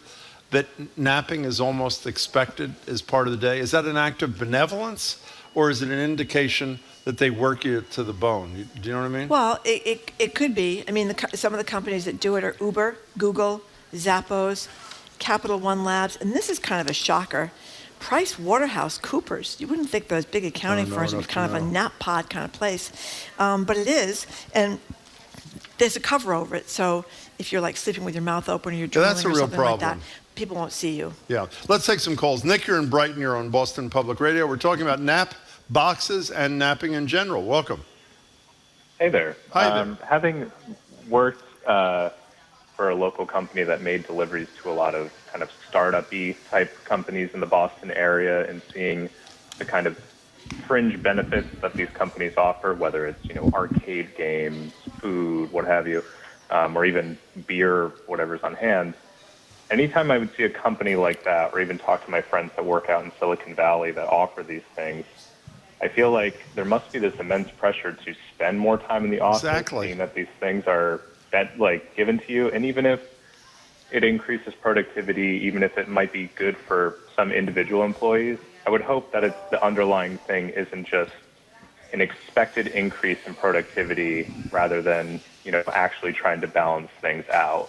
And I feel like they're maybe looking at their employees as just assets that need to rest to then stay in the office for 12 hours a day. Boy, I could not agree with every word you said more, Nick. Thank you very much for your perspective. Yeah, that was a great we appreciate point. it. I remember when big law firms in Boston 10 so years ago started opening daycares on Saturdays. What do you think that was about? Of course. Well, I mean, how about those places that serve elaborate lunches? Why? Because they don't want you to leave the office during work. Either eat there and talk to your fellow workers, or you take the food and bring it back to your desk. Yeah. And I wouldn't mind the free lunches at work. I think that's kind of nice. It's also healthy to take a break. I mean, we don't get an opportunity because we're on the air during lunchtime. What are you laughing at? You should talk. Why? Listen to yourself. You go right from this job to another job, right? Okay. Are you taking a walk around the block to Yes, I refresh am. yourself? Yes, I am. No, you're I'm not. going to the Common this you afternoon. finish doing this, and then we have a brief discussion about the show, and then you go on to do your second job. I think you should think about this, Jim. I should? Taking a brief nap in a little pod. We'll get you one, and then we'll put it in a little room, and we could all look in the window and say, "There's Jim in his pod." Can I tell you something? I know my coworkers, including you. If I went in a nap box, you'd lock it. And so I that's not happening. 877-301-8970. Nick from Brighton captured exactly how I feel about this thing. I don't really think it's for the worker at all. It is for the employer who demands that you essentially spend your life at the workplace, don't you think? Well, why do you it just occurred to me. What? You're done 2-ish. I know you obviously at night you read a lot for the next day. Why are you napping? What's your problem? Because I usually go to bed too late and get up too early. So I have a nice little siesta in the afternoon. And it has to do with what Sue O'Connell said from the days when we have to get up at 3 o'clock in the morning. If you get up at 3 o'clock in the morning, your sleep schedule You don't get up at 3 o'clock in the morning. Not now, I don't, but I did. That's where I got into the habit. And I realized how great it was. You'd be through work at 11, then you work until 11 o'clock in the morning. And then you go sleep for an hour and a half. And then your whole day, you have a second morning. It's really, because you're not tired. You're not trying to just stay awake with fueling yourself full of cups of coffee or cafe lattes or whatever it is. So when you said you have a second life or a second work day, did you have a second work day the day you fell asleep in the parking lot at our old station? Well, that's what happened. And you slept through the event we had at Wegmans in Northborough?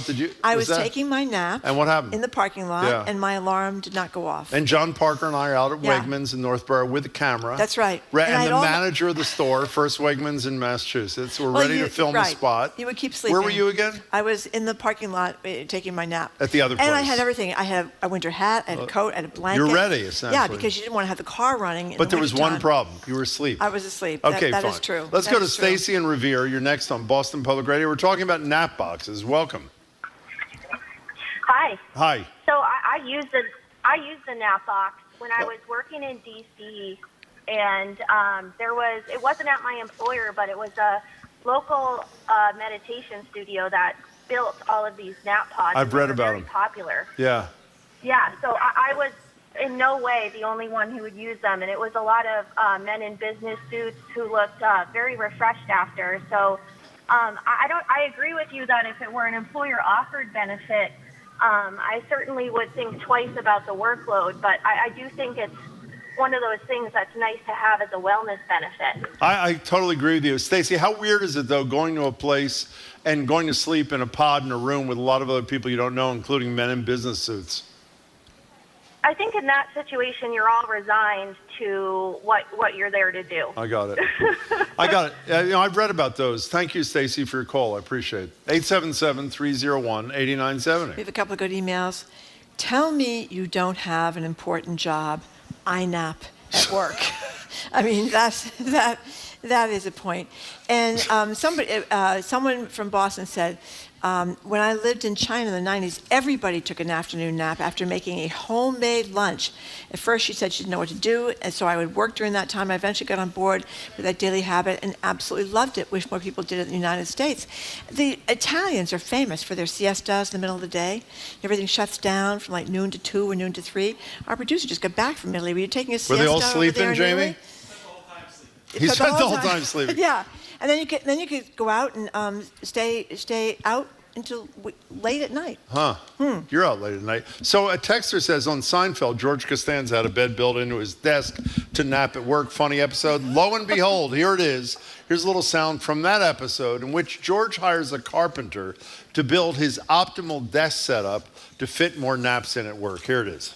I think it might be possible to add a little shelf, like for an alarm clock. What about, maybe that big? I don't know, maybe like this. Like that? Yeah, like that. Yeah, I can do that. Great. This could sound crazy, but what do you think about adding a drawer for, like, a blanket? Blanket or a quilt? Blanket. That thick? Maybe like this. Like that? Yeah, like that. That's what you want? That's what I want. That holds up, I have to say. It's pretty funny. 877-301-8970. What inspired us is we read a story, I have no idea where, about a nap box, which is created in Japan, where you theoretically sleep upright with, what do you call them, supports for your elbows, knees, and your behind, so you could remain upright and asleep. Where do you want to go? Jen in Easton, thanks for calling. Hi, Jen. Hi, guys. How are you? Fine, excellent, thank you. So the nap box made me think of a coworker 20 plus years ago who had a newborn, was going to night school, and he was somewhat overweight, decided to take a nap on the toilet in the men's room. That's nice. I like the image. He was in there for so long that people were afraid he had a and wait, say that again. He was on the throne for so long that what? He sat on the toilet for so long that people were afraid he had had a heart attack because they could not wake him.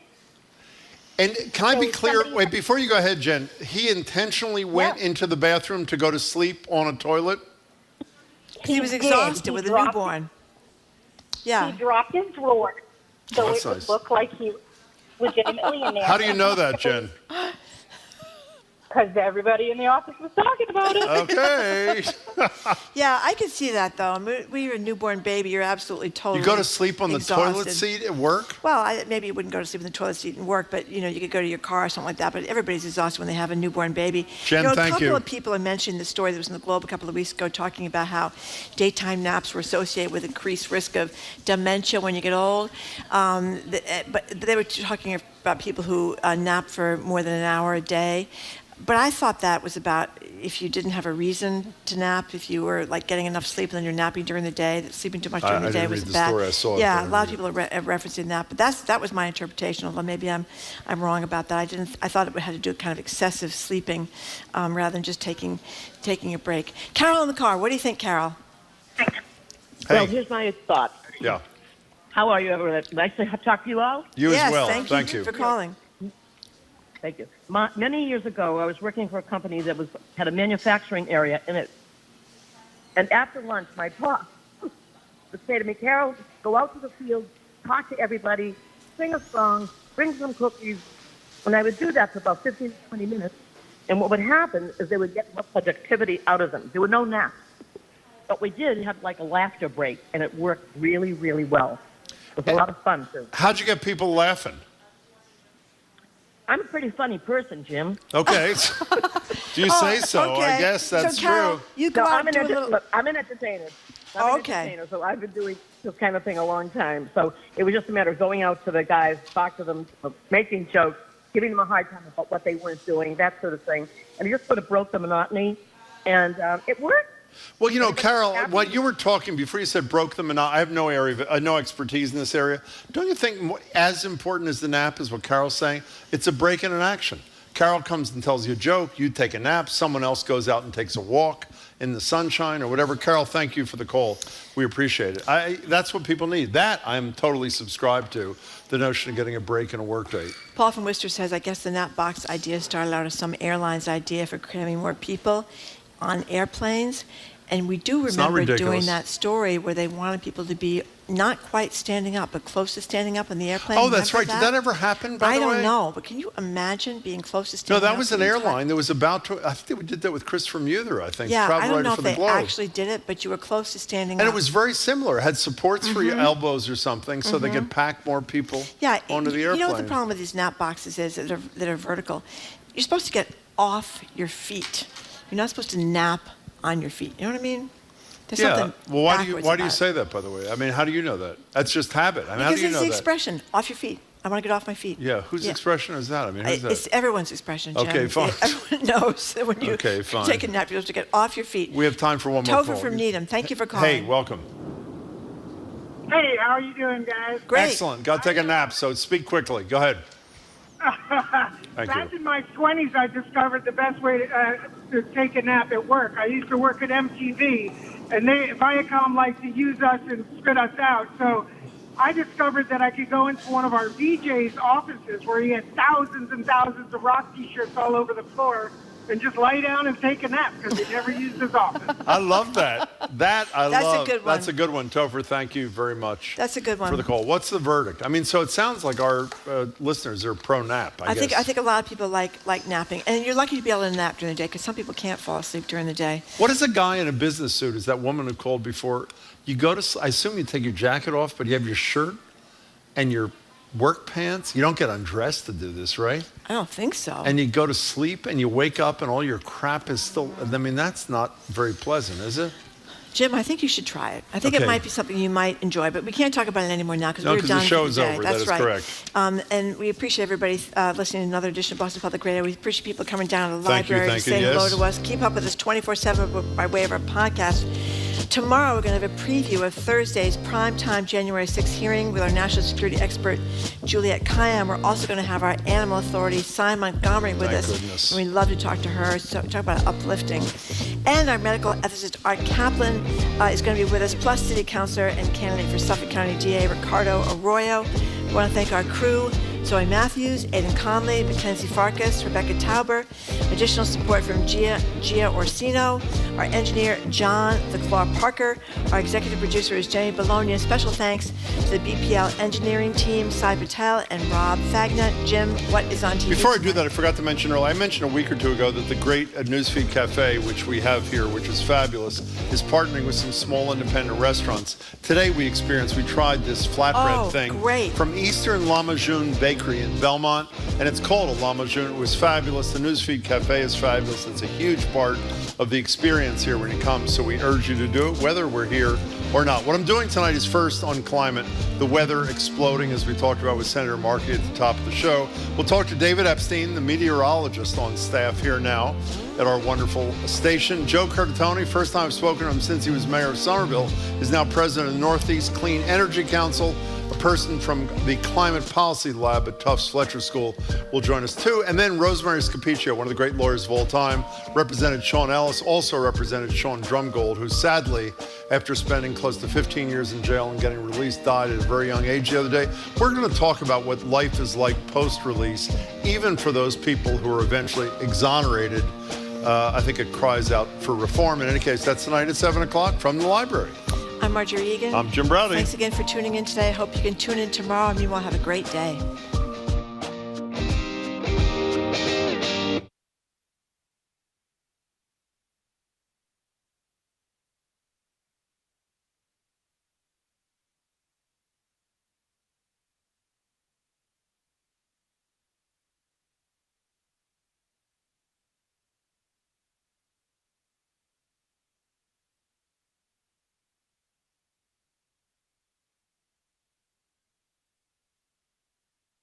And Compass on the Bay, an assisted living community in South Boston dedicated to those with Alzheimer's and related dementias, featuring research-based therapeutic programming. More at compassonthebay.com/reconnect. Join a millennial couple as they travel along Route 66, making friends and discovering what it means to be Muslim in America. Don't miss The Great Muslim American Road Trip, tonight at 10 on GBH2. I'm Arun Roth. Coming up on GBH's All Things Considered, the MBTA is giving an update on the ongoing federal investigation into safety on the T. The state budget sent to Governor Charlie Baker's desk yesterday includes a provision to send money to abortion funds. And the heat wave is here. Temperatures will be getting into the 90s for most of the week. Those stories and all the day's news starting at 4 on GBH's All Things Considered. Trusted, local news. This is 89.7 WGBH, WGBH HD1 Boston,